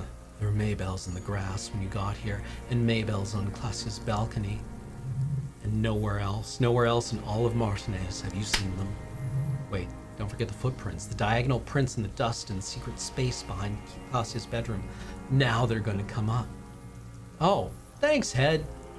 You got it. Remember, the boot prints were like no modern soul. The Maybells behind the victim's window. I saw them growing here. Damn Maybells. He looks at the blossoming field. The whole island is turning away with them. He seems tender suddenly. Nostalgic even. A strange mood swing. So many this year too. The spring is coming now. No, it's already here. Wash the filth away. I haven't seen flowers anywhere else in Martinez, only here. They blossom on the islets before we fertilize them with our blood. He looks at the water. Resurrection was snow white in May before they ruined it. South, the Bay of Martinez is dotted with little freckles of islets, turning green with white flowers and white snow. The coast, too, before they piled their containers on top of it, filled with broken, useless trash for fat-fingered bourgeois children to play with. You must get around a lot to stay undetected all these years. The lieutenant's voice is soft, friendly.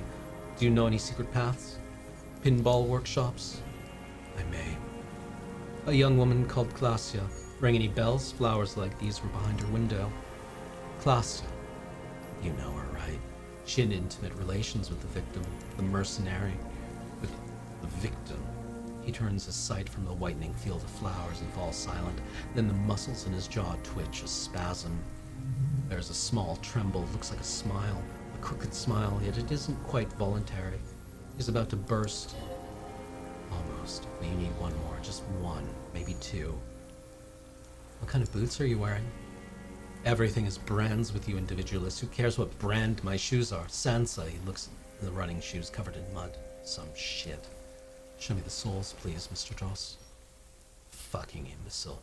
The old man stretches out his leg. A black and white spiral pattern covers the sole of the worn-out old running shoes on his feet. The maker is Sensoric. The model is Courbet and the size is 43. These are not the unusual horizontal pattern soles you saw in the dust on the floor of the hidden room. They do, however, seem to be about the same size. The size fits, but not the sole. Wait, maybe it's easier than that. Oh. Simpler? No, this is another loose thread you will never connect. Footprints everywhere, I hate them. What are you doing, he's thinking. We almost got him here. Not now. Stop yourself. People change shoes, detective.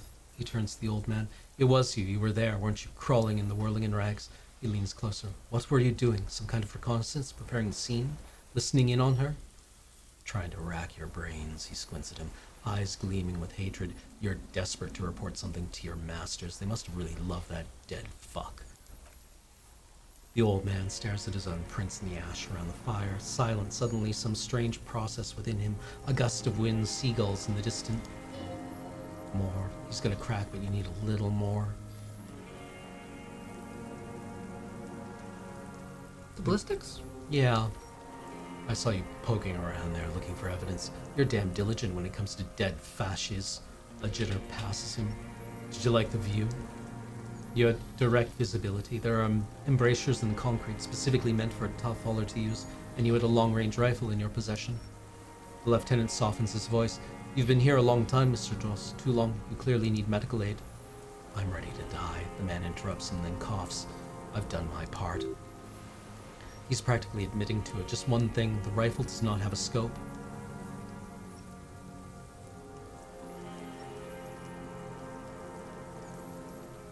Where's the scope? How did you make the shot without a scope? We have everything else. Forget about your stupid fucking scope. I don't know where it is. Find it yourself. It's your problem now. A pair of binoculars I could have seen inside the room. Because it's a sniper's nest, you stupid fuck. Radio Gauche is right. You have worms in your brain. Another sudden twitch, then one more in his right eye. Leave no stone unturned. Get him on what matters most. Yeah. Not a lot of guns around that use military-grade ammunition, are there? It's a real gun, he points to the lieutenant's holsters, not like your little musketeer pistols. I've seen you prance around with those jumping hoops for the liberals. You look like imbeciles. Why don't you ask them to give you real weapons? Going against automatic rifles with these toy guns. Of course you got those boys killed. Damn. He saw you. He's watched it happen. He would have had a good view of the tribunal from here. It's not just empty boasting. So he saw you. Okay, so what? Don't let it divert you. Stop changing the subject. We have the murder weapon. You know what? Lieutenant looks at the weapon demonstratively. You're right. I'm convinced this made the shot. Should we call it? Do you think we have the murder weapon? 4.46 jacketed ammunition, modified for range. We have it. This is it. We have the murder weapon. Good. The lieutenant takes out his notebook and draws a single line. This feels good, doesn't it? Tying things up like this. When you have the murder weapon, you have the killer. Murderer. The old man does not say more. He just glances into the reeds, then twitches once more. He suddenly jerks to life. You know who was a coalition-trained murderer? You know who he was. A coalition-trained murderer, armored and armed. He wasn't human, the blunt end of a hammer, dripping with blood.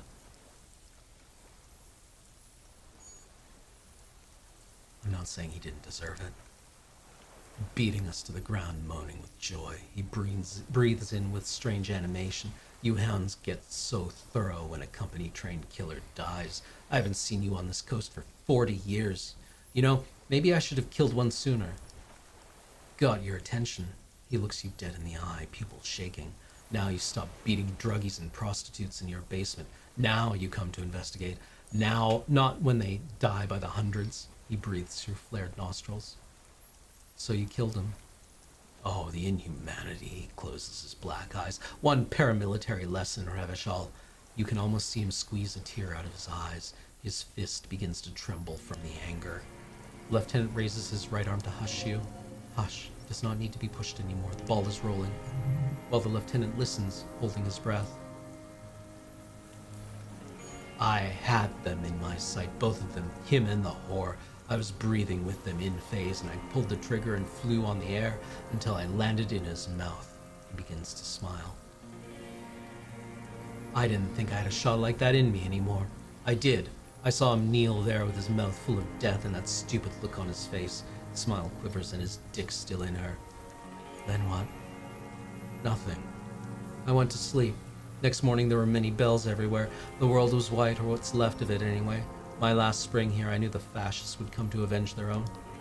And so they did. The lieutenant looks at him for 1, maybe 2 seconds, then breaks the silence. Mr. Doros, are you aware you're confessing to murder? Yes. A single word is all he gives. The lieutenant slowly takes out his notebook, very slowly. And you were looking at them, the victim and the young woman having sex, through the scope of your rifle that night before you shot him? The old man nods. Why? Because that's what they were doing, he shrugs and smacks his lips. The motive. This is where the motive is going to come from. You can coax it out of him. The lieutenant's preparing the ground. I don't understand. Do you, detective? I don't understand this part. Why were you looking at them that night? I'm always looking. He cocks his head to the side, then turns his eyes to the city. Another tremor passes his left side, lower in intensity. Are you always looking through the scope of your rifle? I'm just trying to understand. A rifle's scope has the best magnification. And if you don't like it, click. You pull the trigger. Yes, he looks you in the eye. Think of it as a form of critique. Start with what he saw first. When he first saw him, it'll give him a chance to ramble. When did you first see the deceased? 3 weeks ago, when the rich hag came in on her galley, her honor guard came in tow. Joyce Messier, the Wild Pines rap? Wrinkled up whore, he nods. What's with whores and pederasts? Aren't you a communist? Lax sexual morals are a bourgeois ploy, he gargles a spitball. As to pederasty, the party legalized it in '04. My party, not your liberal masters. He spits it out on the dying coals. So you don't sermonize me, you racist shithole, he adds. It's still bourgeois when the bourgeois does it. Fiddling with their sexual organs. Moving on. The victim arrives sometime after her. He nods toward the city. They moved into a deserted apartment above the roundabout, radio equipment out for all to see, reactionary radio playing, sloppy and drunk. I've seen their kind during the landing. Those Occidental and Mesquite Phalange weren't conscripts, boys like us. They were whites. All they know is to destroy and hurt. Isn't the Phalange, the Phalangists were kind of like a fascist party in Europe, right? I don't know. Comes from phalanx. Phalanxes are pretty fashy. Yeah.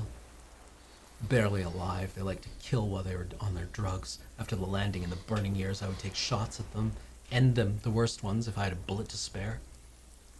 I could see they've returned now to show their real face, the face they don't dare show their bourgeois voters back on Monday with their families in polyester clothes. Ah, they were the Spanish fascists, right. Ah.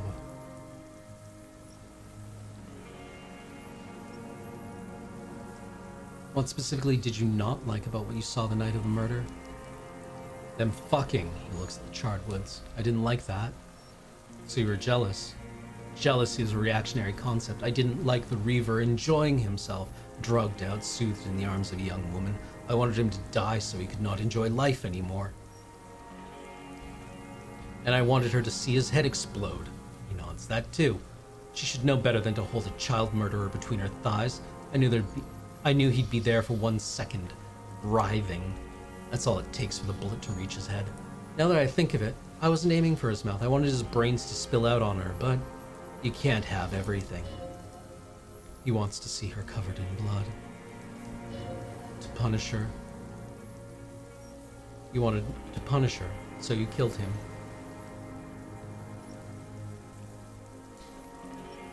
She practically breastfed that man. You wouldn't believe the things she let him do to her. He shakes his head and stares at the ashes. You stare at them too. In your mind, her innocence day still turns to leave, airport bag in hand, silks flowing in her wake. See you tomorrow, Harry. Her voice rings in the evening air, burning. I don't think like that. Men are insane. The world is insane. He raises his gaze. Something glimmers in there, and it's gone. How long have you been watching her? Since she came to Martinez. I saw her sneaking in the reeds early in the morning behind the Feld building. It was dark, still winter. She didn't have her skimpy outfit on then, just a spot in the night moving. Past the Feld building on the coast. What was she doing there? Hiding something in the water. She had a fag after she'd done it. I was up in the ruins there. She couldn't see me, but I could see her smoking. She was nervous but not scared. What do you think she hid there? Her passport and tickets to Villay. He coughs, and from there to Cashbroom. Some kind of hidden container on the coast. You looked into it? Yes, after she'd gone, it was a submersible. Well made, actually. Sloppy. We should have gotten her to tell us about this. Lieutenant mutters to himself. Did you take the documents? No, I put them back. Why would I take them? I'm not going to phone. He seems confused momentarily. Moving on. Did you continue watching her after this? I did. She had a face like an archipelago with those birthmarks, and a body hard and lean and bruised all over. Black and yellow. I could see she'd taken a beating. I could see who she was, too. A spook on the run. Revachals of the cloaca of capital now. All the bagmen and arms dealers up here to do drugs and have sex like animals. You could tell she was a spook from the documents? She had different colored hair on the photo, and glasses. Forged. Some sordid bourgeois affair. I've heard about this kind of thing on the radio. The bruises. You can't make that out in a scope. And you can see her bruises through the scope of a rifle. You can't see bruises through a scope. It's just a blur. He shakes a silvery gray head. How does he know about those minute details about her body? It quickly comes to you. Any chance you've seen them through a hole in the wall? Oh, yes. He smacks his lips, cutting those drugs of hers into little lines with a knife, masturbating. Did you make the hole? With the clip point knife. Good for listening in, too, for hearing the moaning and the snorts. Ever see her through a window on a roof? Like that, too, yes, he nods, bending like a bow against the glass. You've been through the secret route behind the whirling in rags. Those were your footprints in there. You just changed your shoes. I've been through all of Martinez, every nook and cranny. And that, too. Yes, that, too. He shakes his head almost in awe. The things they did in that little room, what you do to feel good. Funny the way light works. You turn it on inside and it gets so dark out you can't see a man looking in. I learned that in the 20s when they were still hunting me. I've seen people do some shit, but he keeps shaking his head.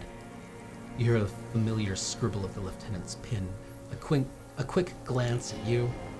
One more loose end down. We're doing this, detective. Then at the man.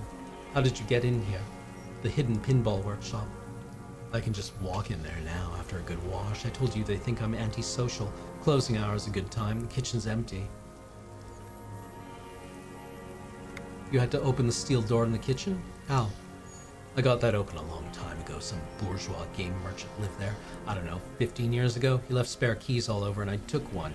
And I saw her turn the light on one night in my scope. So you had feelings for the woman. There's nothing to hold on to. Only this. It's not enough. The coals of his eyes glistened suddenly like stones dripping with water. Is he crying? Man needs to feel something else in this fight. It helps if you have your eye on something there. He looks to the city. It's a weakness, I know. Is that why you left the dried flowers behind her window? No. He starts to shake his head again. A sunflower on a withered stalk. Why then? I don't know. I was there one night and she was crying like a child, in the corner of her room on the floor like she does sometimes. When was this? The day after I'd killed him. And you brought her Maybells? Yes. He looks at the charred logs. I don't know why I do the things I do anymore. Keep talking. Neither does he. He lowers his head like a sunflower on a withered stalk. In the silence, the lieutenant draws a line in his notes, then nods at you once more. One more down. So in conclusion, it wasn't about him. It was about her. Her, he repeats, staring at the ashes, then the reeds. There's a twitch in the corner of his eye. The lieutenant nods at you in acknowledgement. That's it. Motive. We have it. The old man looks at you, suddenly remembering something. Where is she? At Clasia. I haven't seen her there for days.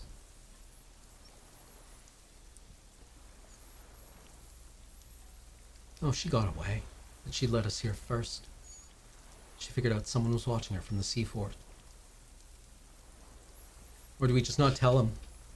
We don't have to tell him. Do you get anything? Do you get anything? It's just information. She got away, but she led us here first. She figured out someone was watching her from the sea fort. Gone. He looks at the city and nods. I knew it. She kept staring into the scope this last week at the island like she knew. She'd look at night, crying or smoking on the roof, staring right in me. He adds, to no one in particular. It doesn't matter. Midtown, across the Bay of Revachol, cold rain falls on 40-story towers. Above them, Lausanne Central Aerodrome, a cocoon suspended in the gray sky by a web of suspension wiring, encircled by hybrid aircraft. On the platform, a young woman is withdrawing from amphetamines, barbiturates, and alcohol. Yet still she smiles among the crowd, among the great ghosts of the city she's leaving for another far south. Smaller, distant, hidden, not like the great chandelier she sees sparkle in the air below her. Streets and towers, tenements and water all across it, a dark strip of ruins barely visible if she didn't squint her eyes. There, on a dilapidated jetty in a nameless village, 2 police officers and 1 special consultant look across a narrow strip of sea. The ruins of a sea fort stick out in the water, built by Philippe II, reappropriated by the Commune, then lost in the landing. He's there, doing what exactly, I don't know. Satellite Officer Vicomare points at the ruins. Find that anti-aircraft something. That's why we can't see him. Special Consultant Heidelstrom is optimistic. We'll see the boat when he comes. Let's go get a coffee until then. I know this interesting little place where... His voice trails off as the 3 walk down the jetty. As the men go, Patrol Officer Minot looks back over her shoulder at the crumbling fortification in the rain like a rotten tooth rising out of the water. Good luck, Harry, she thinks. You'll need something good for this. We could get more, the lieutenant used the opportunity to tell you in a lowered voice. We've got him talking. We could get more out of him. He likes talking. Enough. Take him in. Bend his arms behind his back and end this. We can stop the conversation now and take a break and then... Yeah, let's stop the conversation. I want to level up my composure. Maybe do some speed right here in front of him. Just take a little snort. Just take a little hoot. How do you do speed anyway? I have no You idea. hold the speed bottle in your hand and then you drink it out of the Yeah. little straw. Yeah, it's like That's like how speed is done. Yeah. All right, we're going to take a quick Fiverr chat, and then we'll be right back. Yeah, see you soon.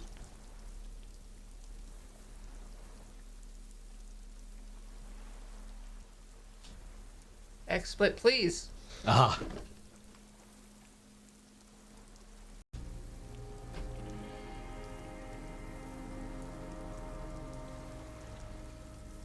I think we have another skill point. Hmm.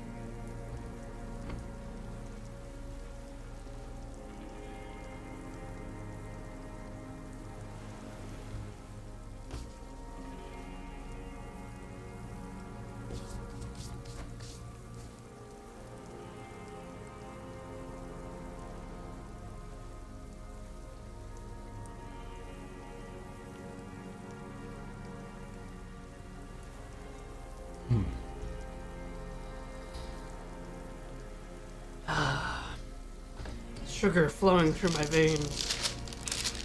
Oh, yes, please.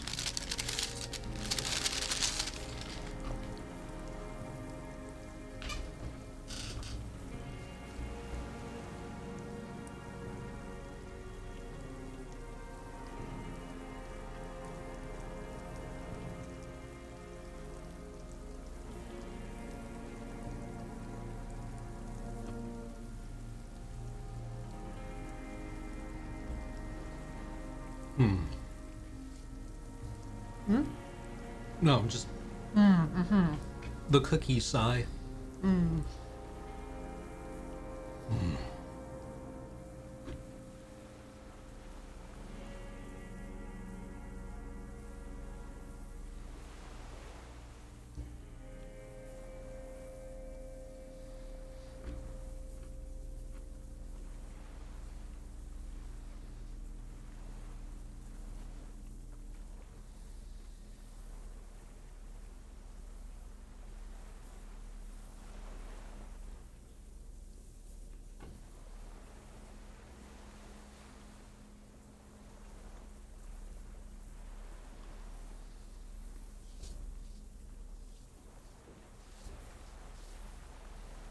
Ah, Godspeed, little friend.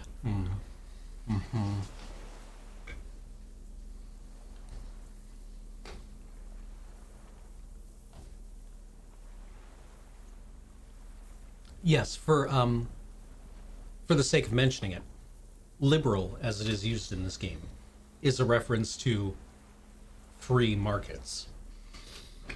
Right, like liberal has the same root word as liber, library, Libertarian. libertarian. So yes, the idea that money is free to do whatever it wants to do without any kind of constraints. And not the humanist bent that we often, I guess, associate with the word. As it means in kind of like the West, right?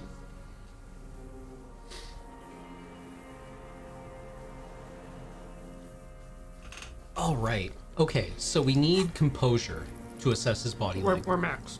We're maxed. P. And we've got the speed in our hand. Right.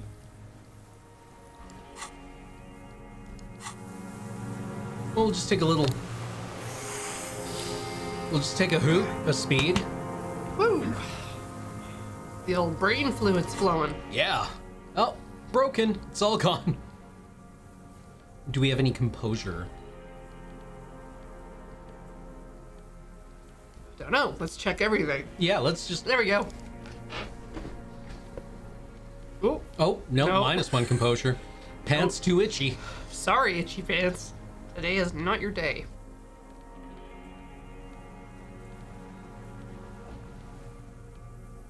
Hydrowagon says shoes, which I think is the green shoes. Yes. Ah, yes. Oh, that's a hell of a look. Oh, Her shoes match her froggy hat. That is probably everything. yeah.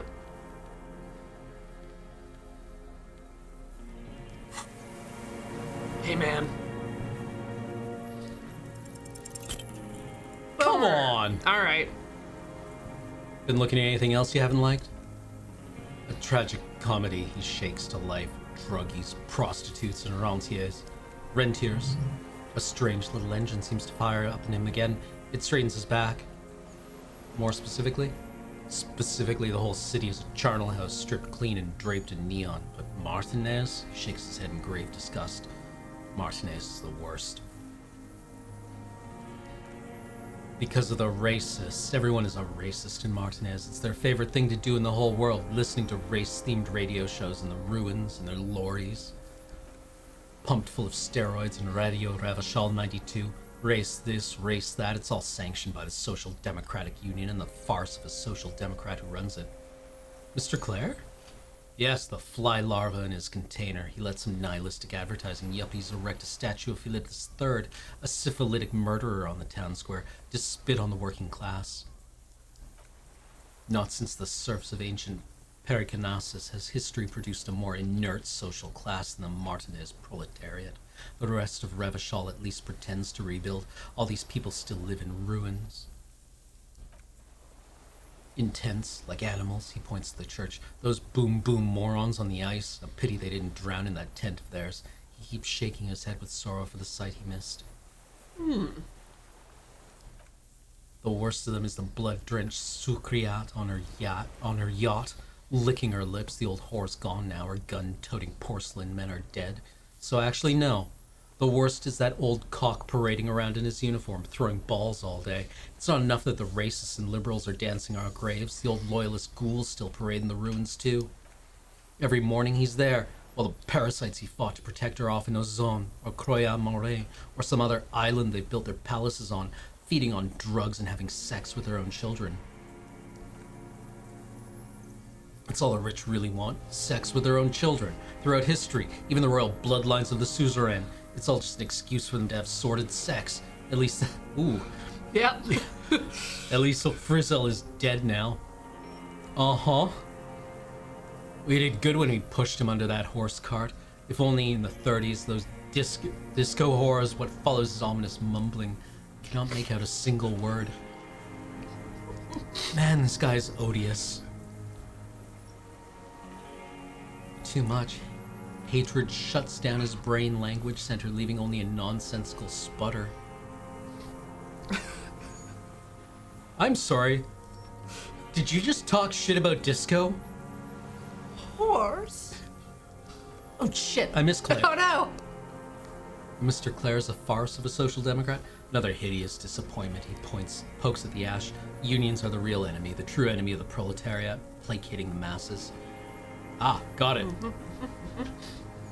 First against the wall with them, he sputters. Keeping the mills running, collaborants, the whole lot. They should go before the owners. Disco horrors. Horrors is all he says. Even that word has to be pushed through his teeth with great force.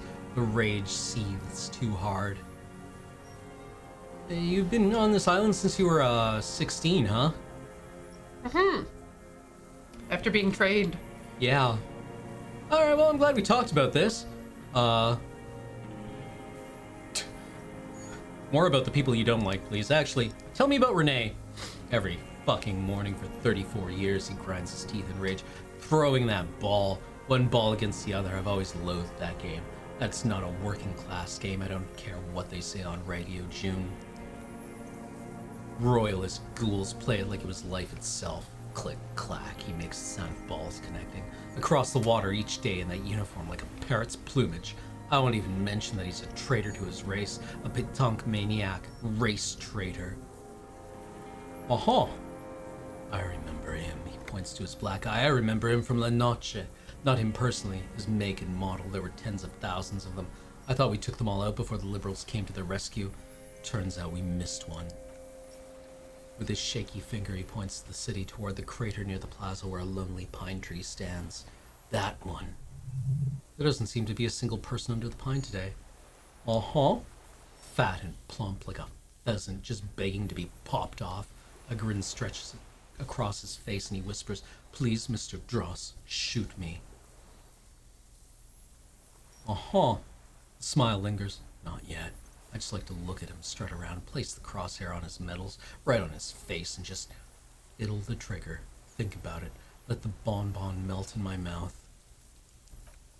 Save the treat for later, the lieutenant asks cheerfully.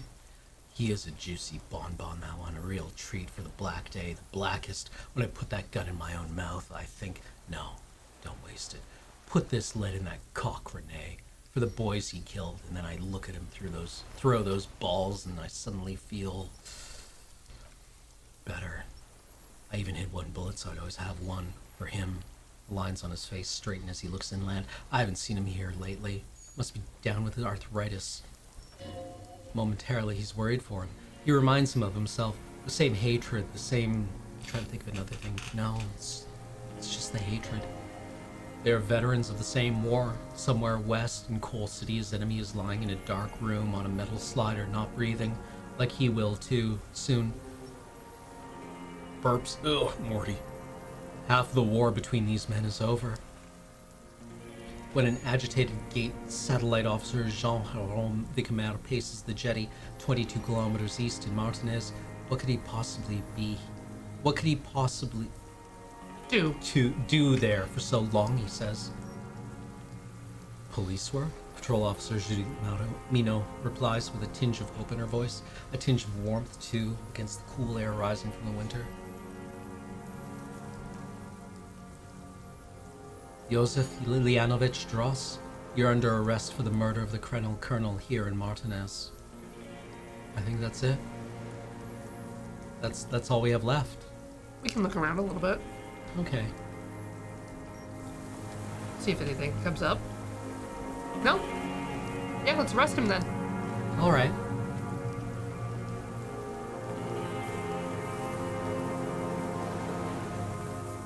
There's no way we can unlock that again. Yeah, I failed it twice. What? The old man's eyes filled with sudden, unexpected terror at the words. But you said I would be taken to the sum of all the erratic movements, fidgeting, and mood swings he's been exhibiting. The wind picks up, the silence on the water is broken all around you, little shivers of waves appear. The lieutenant continues like an incantation. Your wayfarer rights have been suspended. Information provided to you by the officers on the scene will be used against you by the prosecution. You will be given legal counsel within 1 week and must face court within 44 days. Do you understand? Do you understand? But do you understand, sir? No, I don't want to. I have to stay here. He looks at the reeds, eyes submerged in growing terror. He's sweating. Beads are forming on his forehead. Wait. There it is again. To your north, as has been since you came to the coast. The reeds whisper, stalks rubbing against each other. But then in the middle of it, something completely different. It sounds like a bow, very slowly being drawn against the strings of a violin. A very small violin made of reeds and rushes. Then it's gone, drowned out by the lieutenant's voice. Maybe there is room for 3 on the boat. Shush, Kim, do you hear that? What? What are you talking about? Is this... The old man's voice drowns in a sudden gust of wind. Really us? Your skin crawls.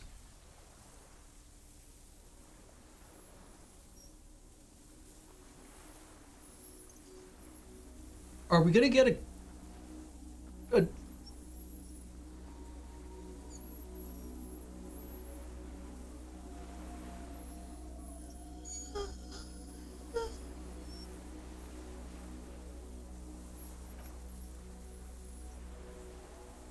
delicate tangle of arms and legs unfold from the reeds, limb by limb, to just stand there, moving its side-like arms in ghostly silence. It's still there, an unfolding mechanism of reed-like chitin hovering in place. What is that? The old man looks at the reeds and at you. What are you talking about? The giant stick insect. There's nothing there. The stick insect is over 3 meters tall. It looks straight at you with its tiny pinprick eyes and its grotesquely small head. You feel your legs shaking under you and your gun hand move to your holster to grab the gun. There is. I see it. Tell me what you see, damn it. I can't make out one small thing in the reeds. Kim, can you see it? I can see it. 4 simple words. Thank God. If he can see it, then you're not insane. But, logically, that means it's really there, spinning slowly in absolute silence, its limbs long and slender. Be very, very careful, the lieutenant whispers, then takes a step towards the giant anthropod.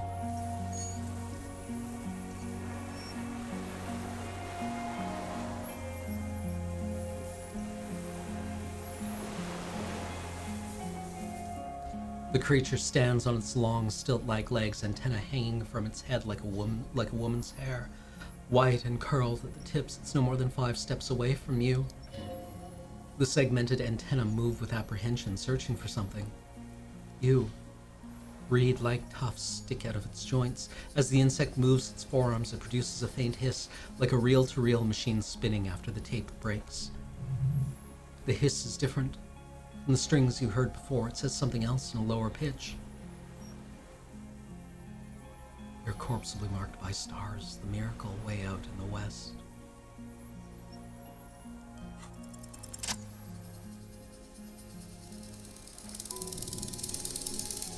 Slowly, with your breath held, you take 2 small steps toward the phasmid. The creature lets out a series of ultrasonic clicks that swarm around your head like swallows. Like laughter. Sort of happiness. Hissing and clicking, it extends its mandibles like antennae to greet you. You're right below it now, looking up at the colossal chitin of its white limbs. The head of the creature is crowned by reeds, and its eyes are like small droplets of water. Hello? I'm Harry. I don't really know who I am. No reply. The total ancient silence comes from its mouth, along with what appears to be some kind of foam. The stridulations of its limbs continue all around you. You were right. Little bubbles form on the mouth parts of the creature. On its segmented lower lip, it looks to be foaming. Slowly, the foam is white, then yellowish. The faintest smell like you've never felt before, like burnt roses. Kim, it's foaming. Careful, it may be poisonous. Lieutenant watches you apprehensively. The foam slowly turns a darker shade like burnt caramel as the insect moves its mouth parts, masticating. The little bubbles begin to burst one by one, letting out that same smell like summer burning. Apricot blossoms, white blossoms erupting a sensation like cold hands on your face. What are you doing? I exist. I exist too. Tell me what it's like for you. It's like burning. Fire? Where? Inside. I do not have fire inside me. In me there is not even blood, but lymph, like sap from a white palm. Now I will tell you what it's like for me.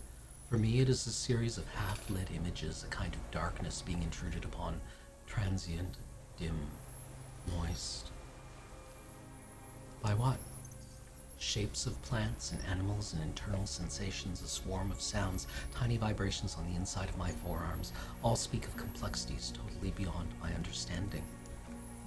I am at the end of a narrow funnel, weightless, so light it only feels like something to me. In truth, perhaps I'm nothing. I certainly do not have a soul, and if I did, it would never burn. I'm glad to be me, an incredibly sensitive instrument. Few of us can begin to imagine the horror of you, with all of creation reflected in your forebrain. It must be like the highest of hells, a kaleidoscope of fire and writhing glass, eternal damnation. Even when you're sleeping and when you wake, you carry it around on your neck, with eyes open that cannot help but swallow more behind the mirror, I feel great, mute empathy for you. It was disorienting at first, but I'm keeping my shit together. That must be incredibly hard. The anthropods are silent in meaningless awe of you. Know that we are watching. When you're tired and the vision spins out of control, the insects will be looking on, rooting for you. And when you fall, we will come to raise you up, bud from you, banner-like, blossom from you, and carry you apart in the sky funeral, in honor of your passing. But not me, because I am just a leaf eater. In honor of your shit, Lieutenant Euphrator, which you kept together in the face of total, unrelenting terror, day after day, second by second. Detective, arriving on the scene.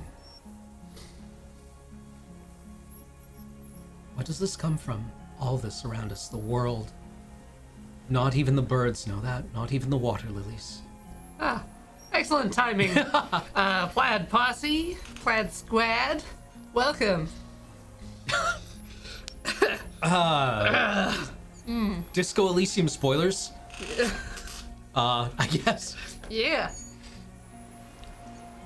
We need to know. Woo! Ooh.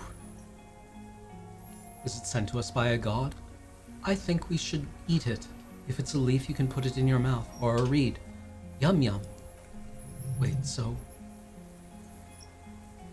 Just let it go. Let it go, reaction speed. Yes, of course, the 3-meter tall stick insect would be offended. I am a detective. Oh shit, Miss Clegg. This is why I'm so bad at PvP and shooter games. Oh no. I clicked on their torso instead of the head. It matters. No, you are awake. I am real. Light is forming me. This is real. Just gotta get your APM up and then doesn't matter where you misclick. I am a detective. So am I. I was born to detect sucrose rewards and semiochemicals. What were you born to detect? I was born to detect you. Yes, no one detected me for such a long, long time. For thousands of years I dithered out of sight, draped myself in greenery. This is my masterpiece. No one believed I exist. Almost no one until you came, detective, dripping of blood that smells like strawberries, across the calm sea, the first in 1,000 years. What are you? I am an unknown species of the order Phantasmodea, endemic to the Insulindian Isola. For the last 350 years I have hidden in plain sight, masquerading as the reeds, molding, cloning myself, unfolding at night to play with trash bins and buoys. I went unnoticed by the first settlers and the land surveyors of the suzerain, also by the soldiers of the revolution and the officials of the occupation.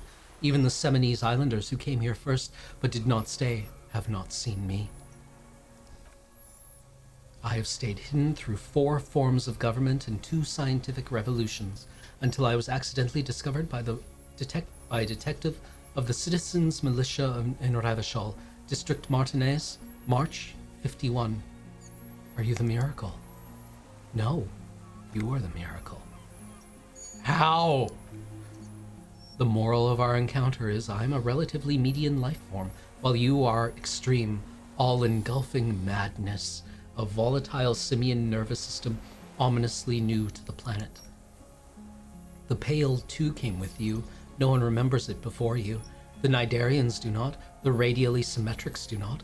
There is an almost unanimous agreement between the birds and the plants that you are going to destroy us all. Wait, the Pale is human-made.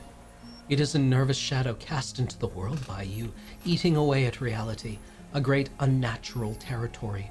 Its advent coincides with the arrival of the human mind. I don't have that kind of power. You are a violent and irrepressible miracle. The vacuum of cosmos and the stars burning in it are afraid of you. Given enough time, you would wipe us all out and replace us with nothing, just by accident. How? We suspect it will be something like the oxygen holocaust that wiped out anaerobic life 2.6 billion years ago, when organisms first started breathing. Only much worse. Instead of air, you exhale thoughts. There are no trees that eat thoughts. Where's how? Everything your eyes touch goes back there. Everything the nerve mirror. What if you blink? Are we still here? Please don't blink. What if you misplace us all one day? Or just forget?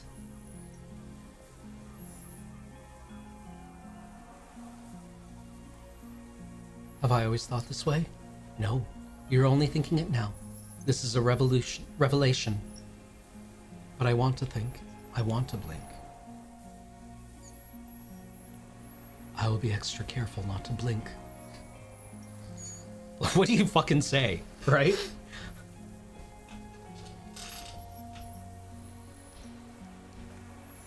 Please be, or one day one of you will close your eyes and sigh and open them to see that none of this ever existed. Kim, am I having a violent epileptic seizure? I have to say goodbye now. I have no more thoughts. That was everything.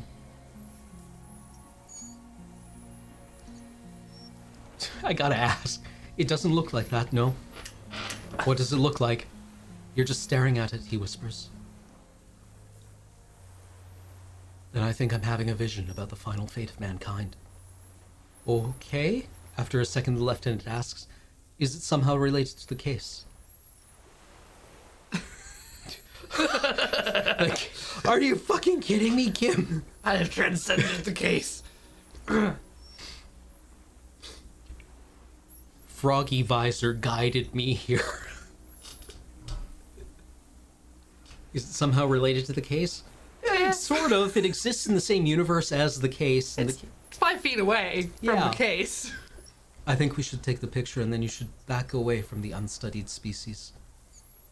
I have to say goodbye now. I have no more thoughts. That was all. No, there is one more.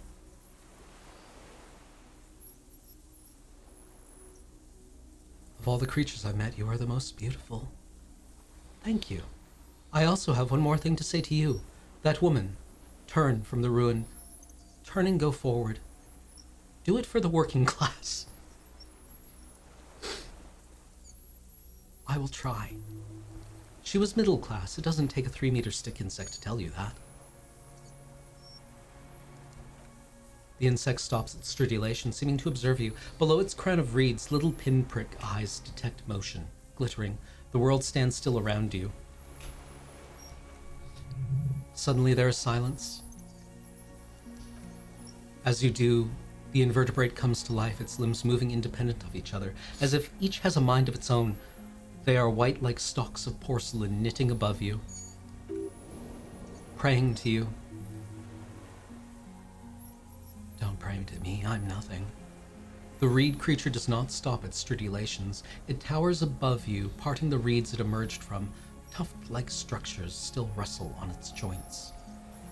Okay, Kim, take the picture.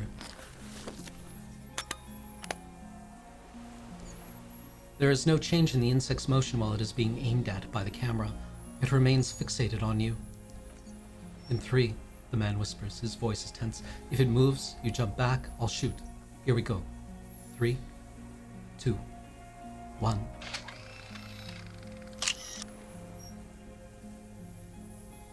Can I get that? Can we send away for that? It's all of the art. Yeah. The shrill flash of the camera cuts the air like the blade of a sword. The phasmid freezes in its bright light. Head towards the lieutenant. Hypnotized by the flash, it stands frozen before you.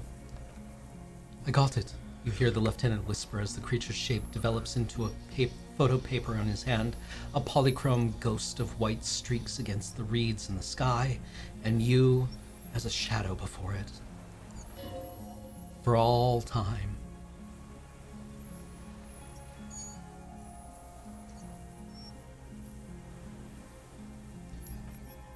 The antennae hang from a great height. With your hand shaking, you barely touch the tip of the left whisker.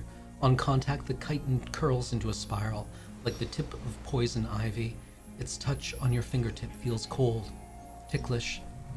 It is surprisingly delicate, the curl end of the whisker like a young vine. It's even a bit wet. It looks like someone's got hurt. It looks like someone's got hurt in a fight. This antenna is much smaller than the other one. Be careful, Detective, it's moving. You were right. It glistens with some kind of moisture. The creature in front of you stays frozen. Do you lick the... Oh. Who the fuck do you think we're playing? Lick the phasmid! It tastes like sugar, very faint. The arthropod towers above you, tufts of reed pointing from limb and head alike. Odorless, mostly comprised of water. Good bug. The limb before you is incredibly light, like eggshell. It's much lighter than a reed. You feel a soft push could tip the creature over, its hollow exoskeleton collapsing. Warning. Pull your hand away. A sudden shiver passes the limb. Looks like the creature is awakening, wave by wave, from its stupor. Some sort of countdown process is happening. That's all you have time to think. Another shudder pulses through the creature's limb. It jolts back to life like a record continuing where it left off, like a swaying, praying motion. Even the small black pearls of its eyes do not stray from you. As you're turning away, the phasmid mirrors your movement, stepping on the water. Its long limbs carry its feather weight without breaking the surface.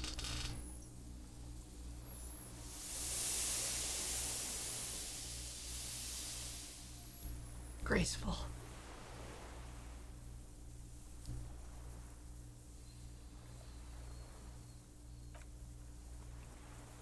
And just like that, it's gone. Skating away across the sea's calm mirror like a skipping stone, leaving nothing but circles on the water. And something under it, in the place it stood, bobbing there among the reeds. A collection of items.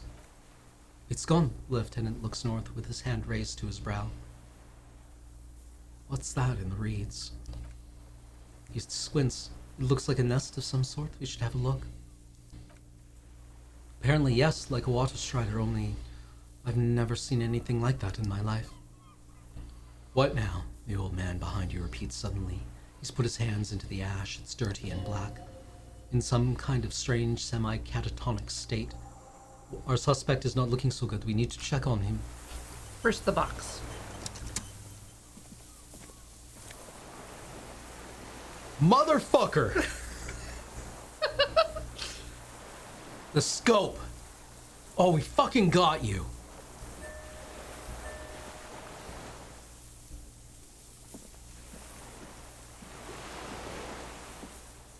What is it? What do you want from me? The I little can't girl go. yeeted the helmet into the water, right? Kuno did, I think. Kuno did, right? Yeah. But yeah, it went into the water. How? Gestures at Phasmid. Your eyes are fine. Your eyes are actually very good. You probably have better eyesight than we do. See? He stares at the reeds and falls silent. Mr. Dross? The man does not respond. He keeps staring, black eyes glazed over and bulging from their sockets, his gap-toothed smile shaking with fear and longing. The plastic cape feels coarse. A light shiver passes the man. Other than that, no reaction. He seems small and frail. He's going into some kind of psychomotor immobility. The lieutenant inspects him gently. The good news is this solves our transportation problem, doesn't it, Mr. Dross? The trembling mouth appears to sigh. Between this and the broken tire he's used for a boat, I think it's safe to leave him here while we go and get help. It will need to be medical first, I'm afraid. We found some things in the phasmid's nest, Mr. Dross. He stares into the reed. Your words don't stir anything in him. Perhaps you should. Show him the detached scope. I lost... You lost it, Mr. Dross? He turns his eyes to the reed again, as he's done so many times. Beige and white stripes. You lost the scope, then it somehow made its way over there. With the help of a magpie phasmid? Lieutenant observes lens sparkle in your hand. This sight is a T9, Mr. Dross. Was it attached to the rifle when you made the shot? Silence. Not even a sigh. You've gotten all you will out of this poor being. The blacks of his eyes are receding, his pupils are returning to normal.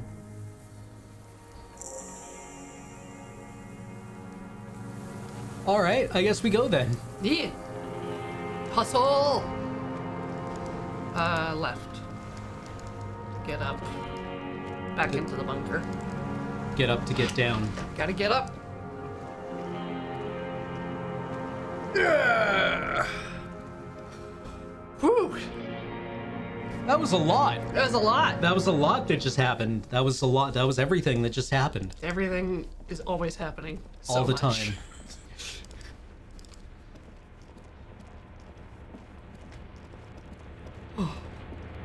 What an odious old man.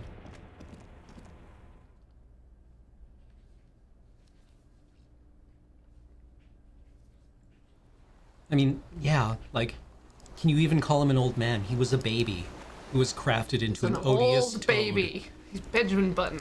Yeah. Show some hustle. We're done here. The skiff rocks gently under your weight as you get in. The ride back is uneventful and quiet. With the sound of the conversation on the water, there is someone inland waiting for you. 2 men and a woman stand on the concrete square of a nameless village looking at a small yellow boat as it draws closer. The sea is calm. You reach the jetty and climb out of the skiff.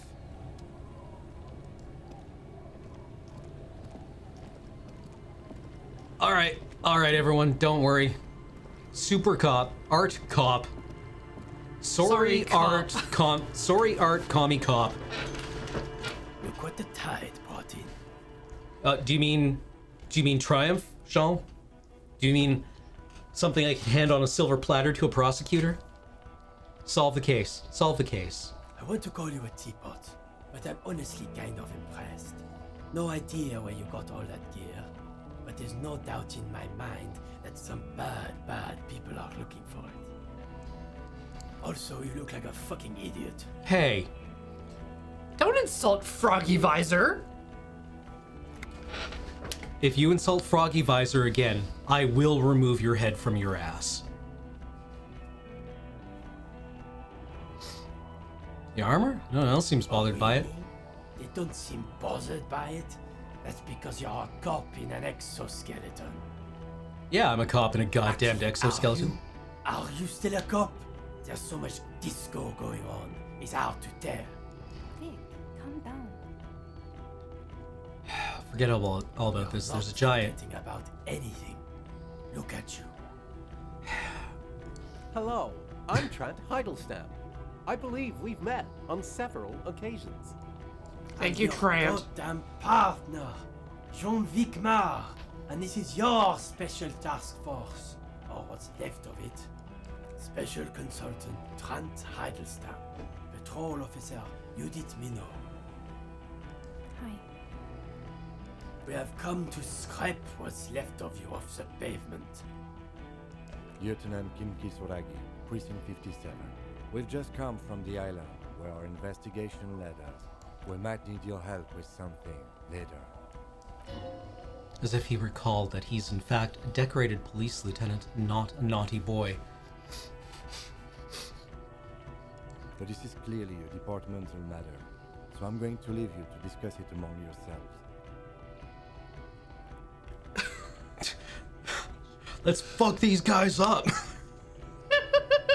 Thank you, Lieutenant. Good to meet you, Lieutenant Kitsuragi. Letting the lieutenant know he shouldn't feel embarrassed over the shitstorm that's about to befall you. So what's this all I about? really want to help you. Trant, I believe this is where you come in. This is the horse-faced woman. I don't know why you named her that, but it was beyond idiotic. You should never address her using those words again. Gee, do you think? I don't quite know what I'm doing here. I was asked to participate as an expert. I think I need to manage your expectations a little. I'm at best an enthusiast in cognitive science. My background is in something else entirely. I engage in neurology on a merely theoretical level. In fact, I should probably get going. No, Trent, it's too late. You're part of this shit now. What have you got to say for yourself, shit kid? Hey, Jean, he's clearly uncomfortable participating in this. What does he have to say for himself? He left you to catch the bullets.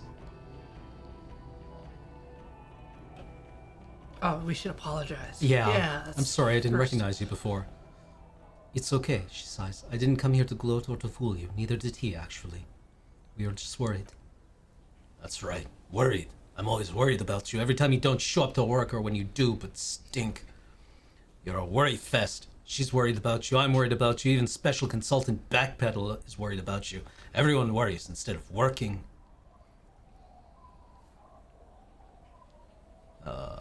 So Trent Hadelstam turns out to be Special Consultant Trent Hadelstam?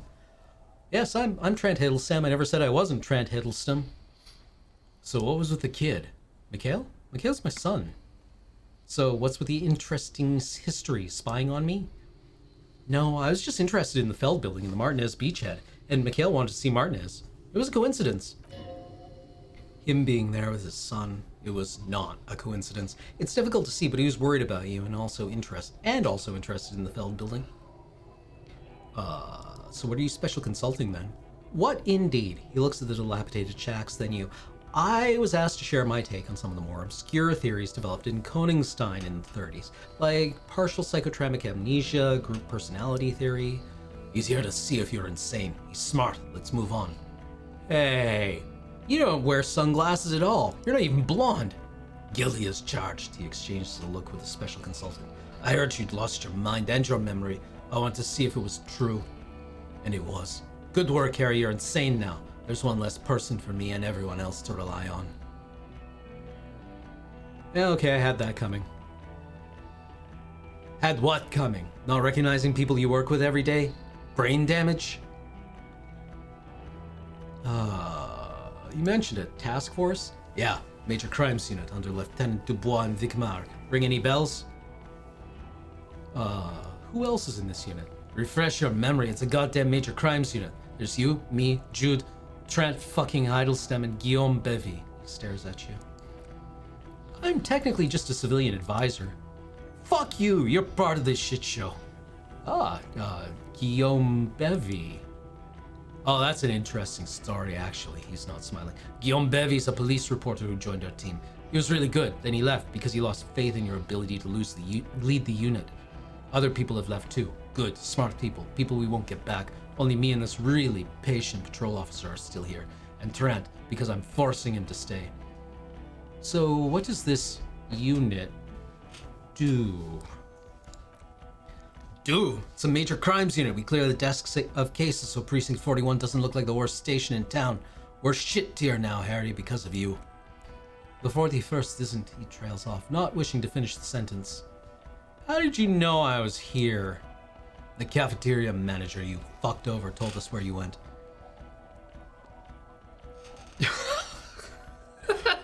Turn to me. Damn you, guards! You betrayed me for the last time. Speaking of which, the giant aerograffito in front of the building, the one that's burning, did you do that? Yeah, I lit it on fire. It was a poetic gesture. What are you, an art fucking critic? I knew it. Didn't I tell you, Trent? I told you it was our shit kid. The line is from Lu Jiatun's Miro 82, isn't it? It's about a girl child. It's about girl child communism. The titular returning character, the ghostly apparition of. He looks around and noticing the impatience of his companions, stops himself. Good choice, Harry. Don't encourage him, Trent. Okay. Yeah, what does a major crime unit do? Major crimes. We do major crimes. In a major way. Major fucking crimes.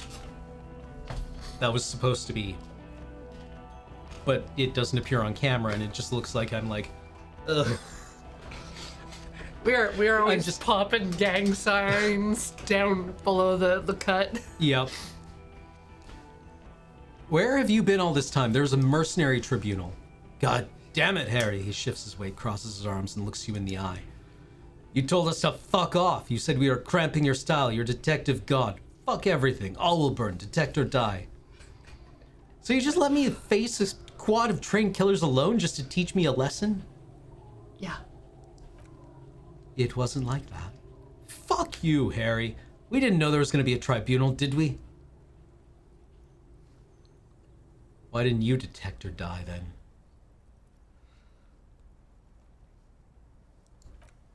Oh, you think it was cool? You saying that? Aesthetic somehow? You were crying when we got here, breaking things. You said we were going into the abyss.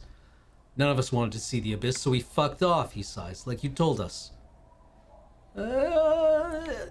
Sounds fake, but okay. The bells aren't ringing because you have brain damage, Trant. He turns to the blonde. This is where you come in. How bad is it? Well, he doesn't have visible tremors. He talks without slurring. He can drive a boat. He's standing, reasoning. All good signs, but complete retrograde amnesia, episodic and semantic, as displayed in the station call or interactions with him. And I don't want to be a snitch, he makes air quotes, but also mine with him before when Harry did not seem to know who I was. It's actually very interesting. Interesting. Yeah, interesting. I have my theories, but I would like to hear Harry's thoughts first. Harry, what do you think happened to you? Neurologically, psychologically, and why not socioeconomically? Wait, socioeconomically? You think I'm so poor I lost my memory? Not when you phrase it like that, but I don't think critical theory. I know everyone likes to think this is far-fetched, pink academia, but still, I don't think it should be off the table here. What? He lost his memory because of capitalism? No, not like that. I'm not talking Vredefort school here, but Harry, I asked you, what do you think happened? Let's see. Something so sad happened to me I couldn't be me anymore. It was a defense mechanism. Psychotraumatic amnesia? Trent? He turns to the special consultant. I can go for that. Shit kid is a broken man, always has been. Who isn't? I know I am, but you know what? He turns back to you. I keep my shit together. Also, I know a person can't wipe their own mind however traumatic it gets. That doesn't happen. You're lying, or insane, or both. But Detective Vicomte, she interjects, he has blanked out before. I have? Yes, a couple of times after some of the more serious benders, she pauses, remembering. One was after the two drunks case. The other was when we looked into that mural. Interesting. So at first he dipped his toes into it, prepared. That's where he would have gotten the idea. Yes, practice. And then he used alcohol to get there, so to speak. What do you mean? Well, here's my theory. What if this is an absolutely normal reaction to a world we're living in? What if this is not a significant anomaly at all? Something to be explained, approached as a defect? Look at the sensory input here. He gestures toward the scenery. Look at the ruins, the neon, listen to the radio, the multitudes, the people. Live here for 40 years as a police detective. He's like a magnetic reader on the world tape, to borrow a known metaphor. Harry's been pushed flat against it. Total input. Hardwired to the free market, he said, nods confidently. Just needed it to end. Okay, Trent, thank you. That's absolutely meaningless. I'm glad we brought you. Will he or will he not be able to work in the major crimes unit? Is he a cretin now? I want to know that. He is not a cretin, and he is able to do work, if not in his previous leadership role, then as a line detective. I'm ready to lead again. No one even mentioned that. He looks at you, then at Trent. I misphrased my question. It should have been, is he able to put his clothes on and use the potty, or do we need to get him on a disability pension? They can keep that pension. You're rock solid. You can put your clothes on hard. Hey, I've been putting my clothes on 12 times a day. Kim here can attest to it. Just pants off, pants on, one-handed. Sometimes no-handed, because my hands are full of speed. Except for that time I danced in the church under the singularity. Now nothing. Now you're just gonna stand here. Oh, really? Yeah, just stand there. It's cool. Really? No! Now we discussed that, he points to the water. What the fuck did you do to our motor carriage? Why is it there, Harry? I drove it into the ocean when I was drunk? Oh, so refreshing. He just admits it. Thank you for your honesty. Thank you for destroying 45,000 real of police property that's coming out of everyone's payslip. It doesn't matter, he exhales to calm his breathing. Your badge, Harry. Show me your badge.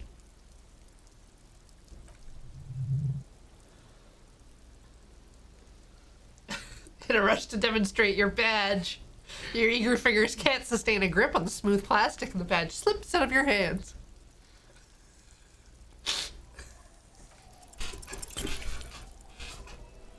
Goodbye. I'll miss you forever. Oh, motherfucker. He found it! The patrol officer picks it up and gives it back to you, slippery and cold. He found it, Jean. It's his badge. The man stares at you unimpressed. And your gun? Gun. Gun. Gun. Yeah, gun. The thing that was given to you to kill people. Working on that. But you have, because you're drunk. You lost your gun and you're drunk. You're a drunk, gunless bum. I can smell it. That's speed, Jean. I'm not drunk. That's speed.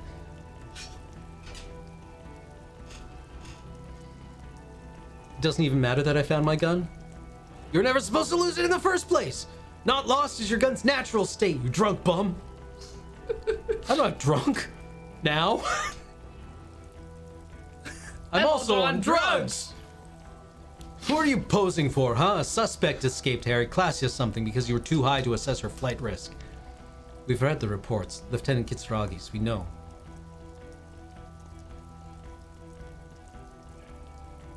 She was a spook. Yeah, I let her go as an act of mercy. Oh, well, if you let her go, he rubs his face in frustration. I'm not even gonna get at the other suspects who shot herself in the head. Or the fact that you're Everett Claire's little peon now. Doing I don't know what for him. That's small-time stuff. That's nothing. That's a humorous anecdote. Compared to the 7 people who were gunned down, the streets are literally red with blood, Harry. It was a fucking mass murder. He did everything he could, Lieutenant interrupts him. We did everything we could. The company hired unvetted mercenaries. Lieutenant Dubois got between them and the locals. Here comes the cavalry. He did so at considerable risk to his own life. He was shot and survived only because of his armor. We stopped an execution, not a negotiation. The loss of life was minimal compared to what it could have been.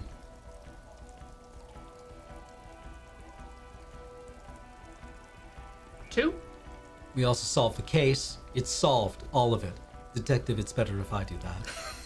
Thank you for the input, Lieutenant Kitsuragi. I didn't mean to suggest you didn't handle the situation. He brushes a stray strand of hair out of his eye and coughs. You spent a week with him on this case. What is your take? On the case? On Lieutenant Geoffrey-Tor Dubois. Well? The drinking, the lost gun, also losing his badge, that's all true. And he's been drinking on the job. The man sighs deeply. Then there's the self-flagellation issue. He likes to apologize profusely, making it sound like he's guilty of at least first-degree murder. It's not a good communication strategy for an officer. It's worrying, especially considering his political views. Detective Dubois is, as you may know, a Mazovian socio-economist. He wants to liquidate the ruling class, which again, for a police officer, is a little odd. Fucking rat! You snitch! Who would have thought our buddy, Detective Lieutenant Kitsuragi, would be a fucking narc? Narcomania is just sweeping the land. Our buddy cop is a narc. And then there's the motor carriage in the sea, and the drugs, of course, some kind of anti-radiation drug he uses to induce visions. Breathes in sharply. But despite all this, he is a great detective, one of the best I've ever seen, in fact. He can talk human beings into telling him everything, and he doesn't stop. In all the time I've spent with him, he has not once stopped pursuing leads, however far-fetched and tangential. He is tireless, madly driven. Well, except for that one time when he stopped to sing karaoke, which, by the way, was a valiant effort. He really sang his heart out. That's not a success. He tried. And that, Kim, that was beautiful. There were at least 3 people applauded. Yeah. It was what it was. Other than that one time, he was tirelessly worked on the case, and he solved it. We have a confession, a murder weapon, and the perpetrator locked on the island right now, awaiting transportation. He apprehended a straggler who stayed hidden for 50 years, ever since the revolution, who's probably committed other murders over those years. Oh, and he also discovered a new species. A new species? A colossal stick insect. It was on the island, camouflaged as the reeds. It unfolded from the reeds. I think we may be dealing with the Insulindian phasmid.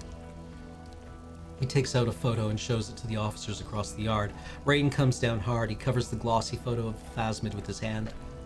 You hear gasps beneath the howling of the wind. As you can see, it's about 3 meters tall. In fact, I think it may be the largest land invertebrate ever discovered. Boom shakalaka, motherfucker.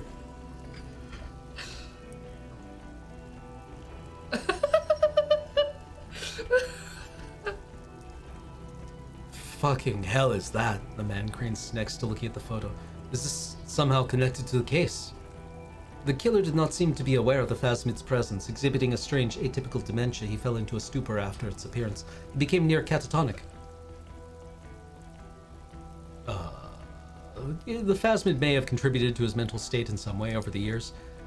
So it is connected. I must say this, he points to the photo, is absolutely extraordinary. I don't even have words for it. Yes, this really does make it hard to fire the drunk. His tired eyes follow the photo as the lieutenant puts it away. This is a very, very sad man who's just something that's made him forget his sadness. Now you make your case. Now is the time. Now or never.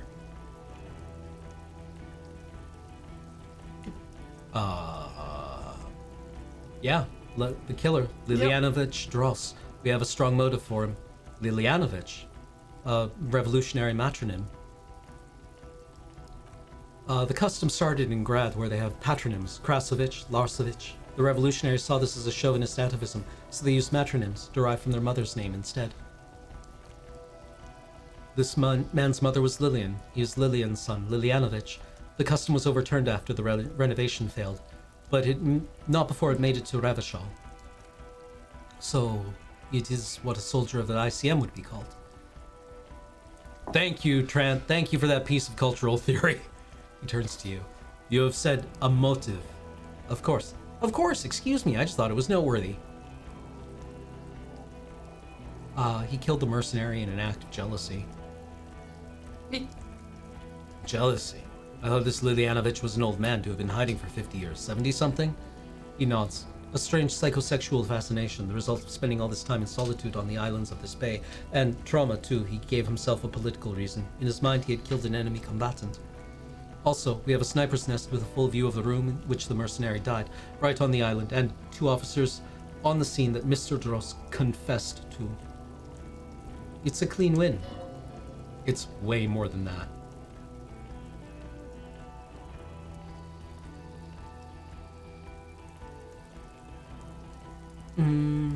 Yeah, they'll teach this in cop school. Yeah. Of course. Who wouldn't? First off, what you need to do is you need to get some hallucinogenic anti-radiation drugs from a pawn shop. Yeah. They don't sell them at the pawn shop. Nobody pawned them, but you can just ask the guy for some and he'll give them to you. They really help out a lot. Also speed. Especially when you're trying to find, like, invisible monsters that are made only of sound. Masterpiece, he rolls his eyes. Get over yourself, Harry. I can still smell the booze on the wind. Yeah, I'm super drunk and I solved the case. God damn it, it is bad. Even you can smell it. Chin up. Keep focusing on the positives here.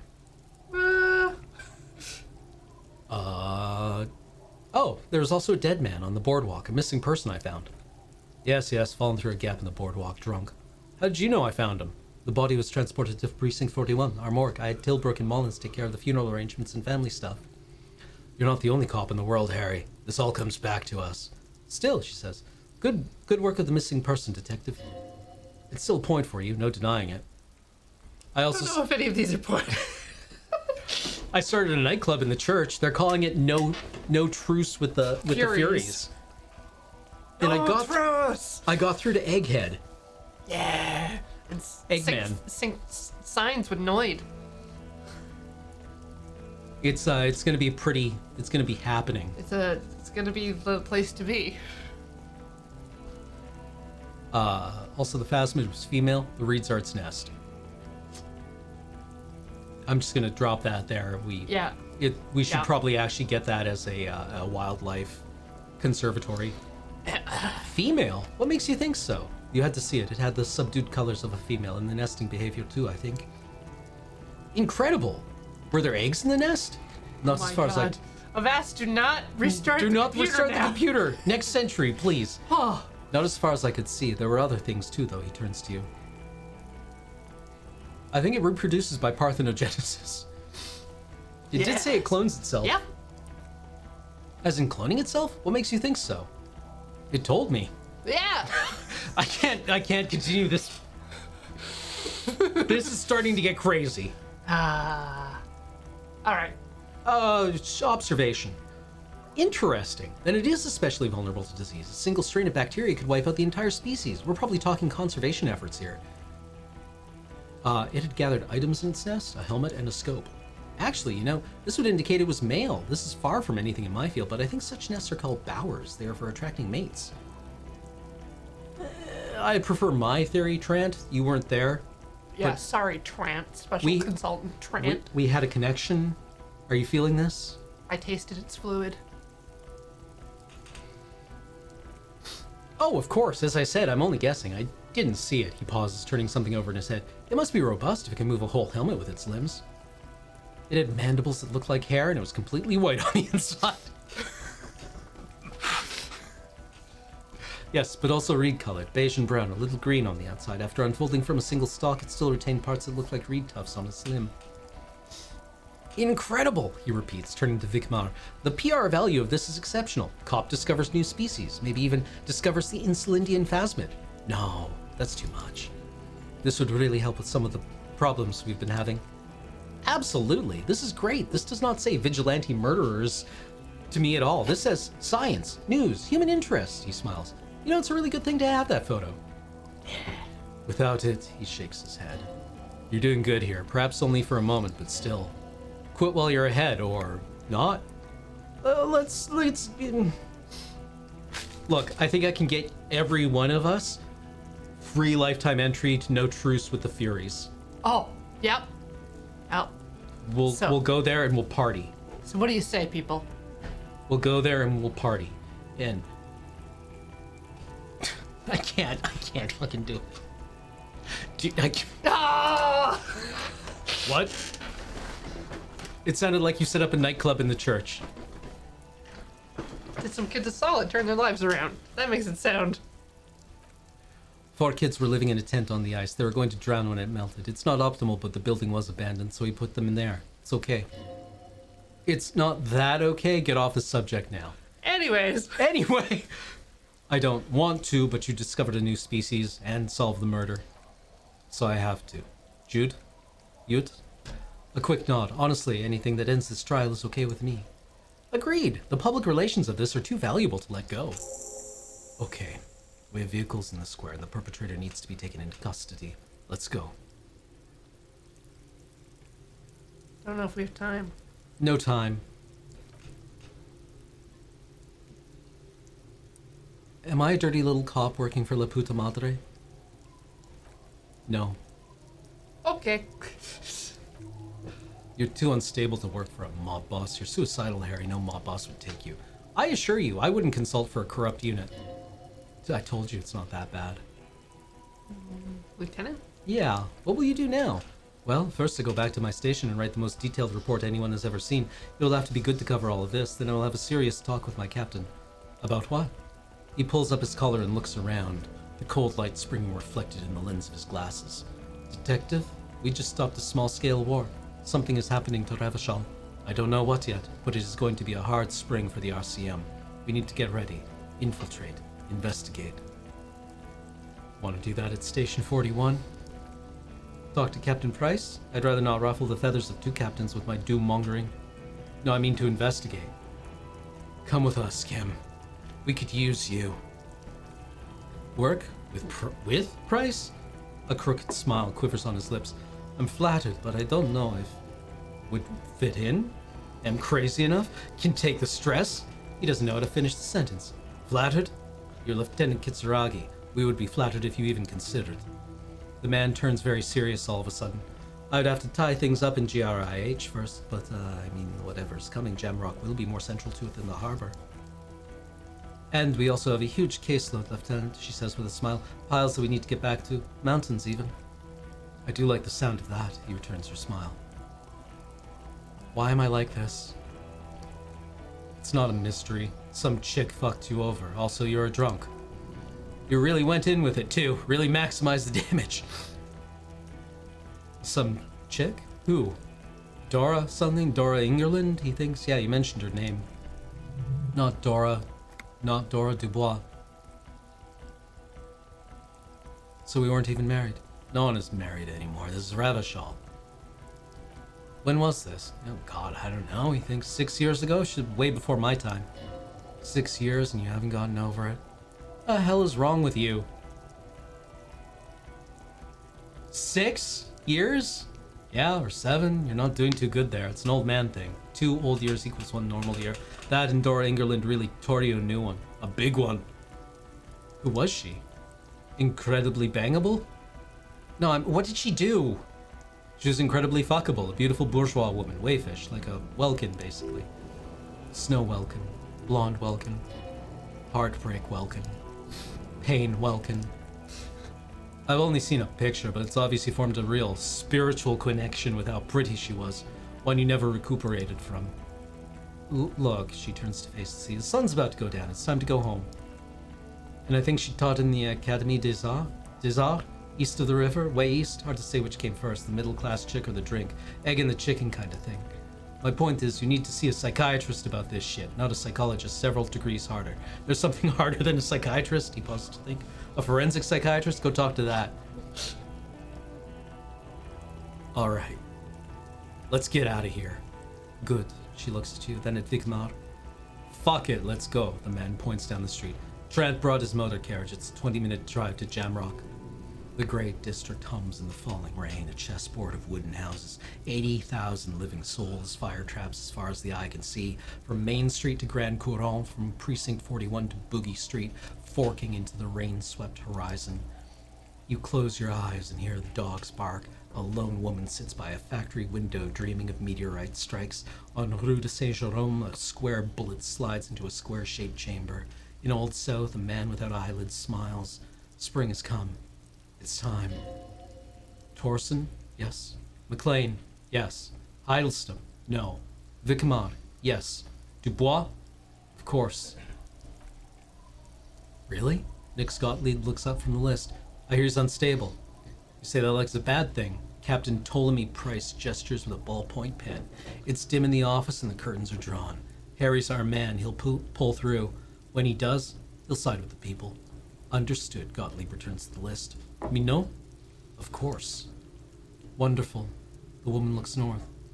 Then can we please just get back to Jamrock now?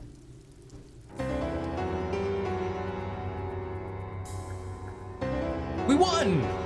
We won! It's... White check. Yeah!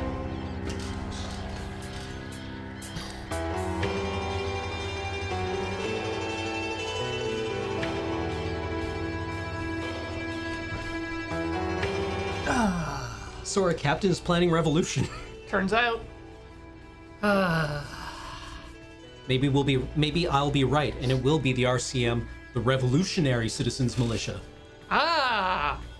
Perhaps. Okay, wow, I want to talk about this game for a real long time. I think we have less than 20 minutes. And we need to thank subs. Yes. Okay, so what do we have going on here? Lots of trauma. Just drenched in trauma. Yep. Grief. We can talk about the concept of film noir. We can talk a lot about like political alignments and the idea that like Christ, the forest for the trees, the personal is political. Praxis. Praxis. We could talk about It's not just a moon of Kronos. like design choices and revealing options to the player, Yeah. giving the player a lot to play with. God, I want to just talk about this next week. Yeah. Wow, the same voice actor did Kuno and Jean-Luc Maire. Ha. Dope.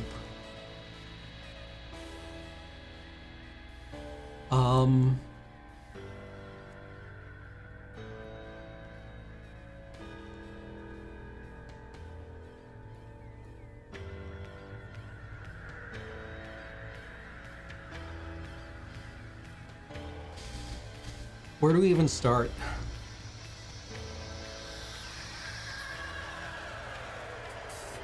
Why did I love this game so much? Let's start with the easy one. It felt like a role-playing game to me. Right.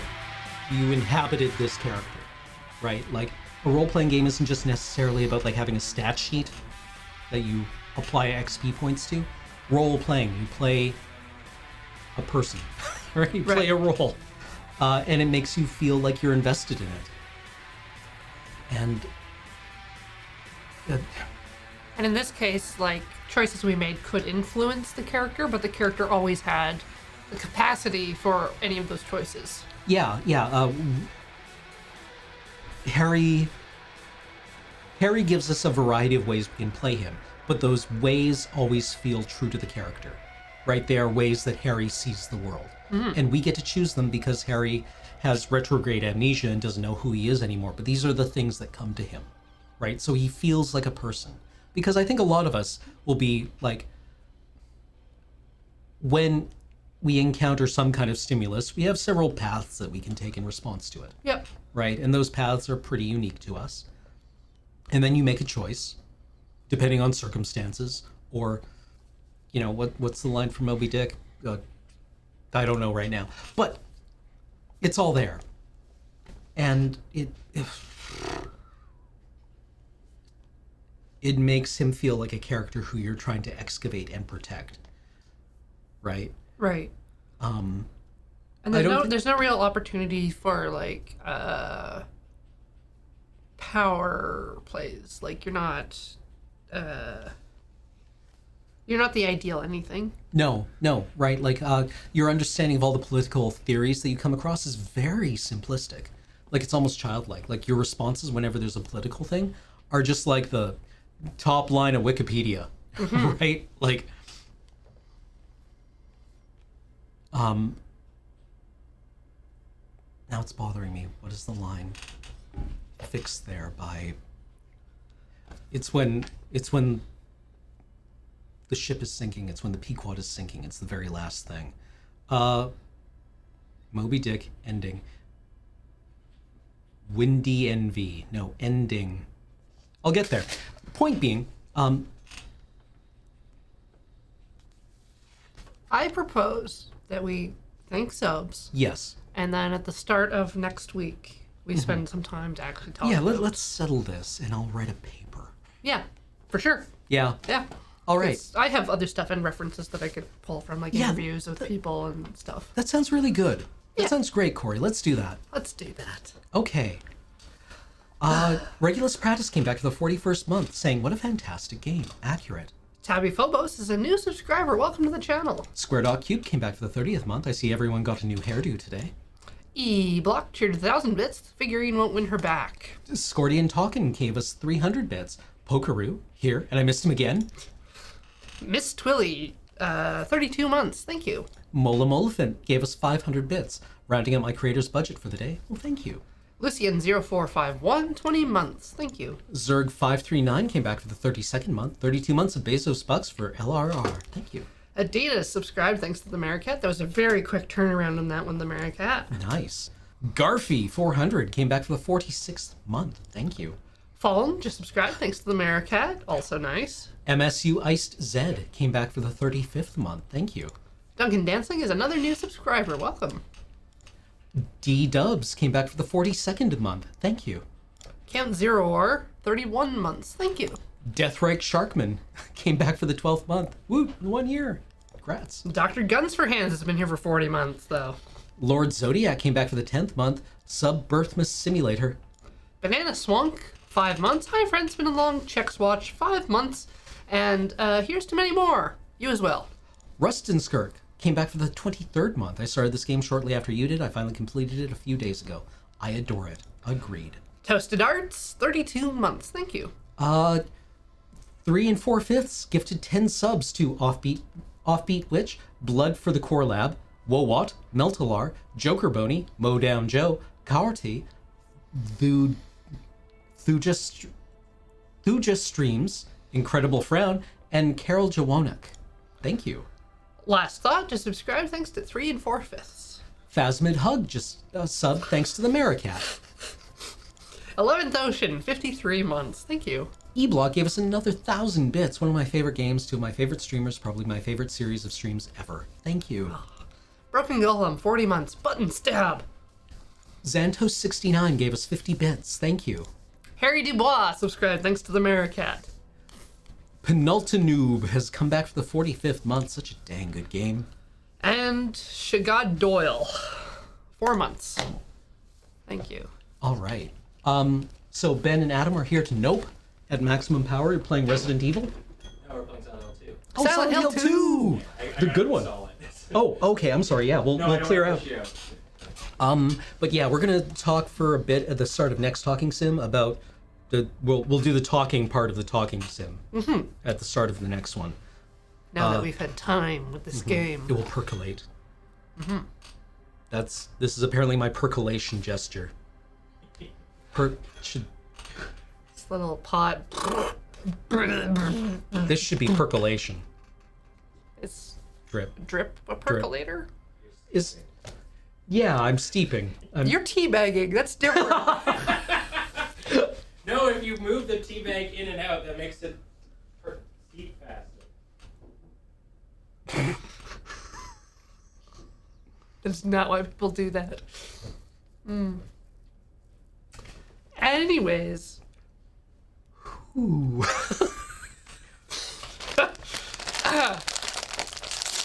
I'm gonna turn off the stream so that he can install the game. Sensible. And then I'll eat a chip. Yes. All right. Yeah. Goodbye, chat. See you in the future.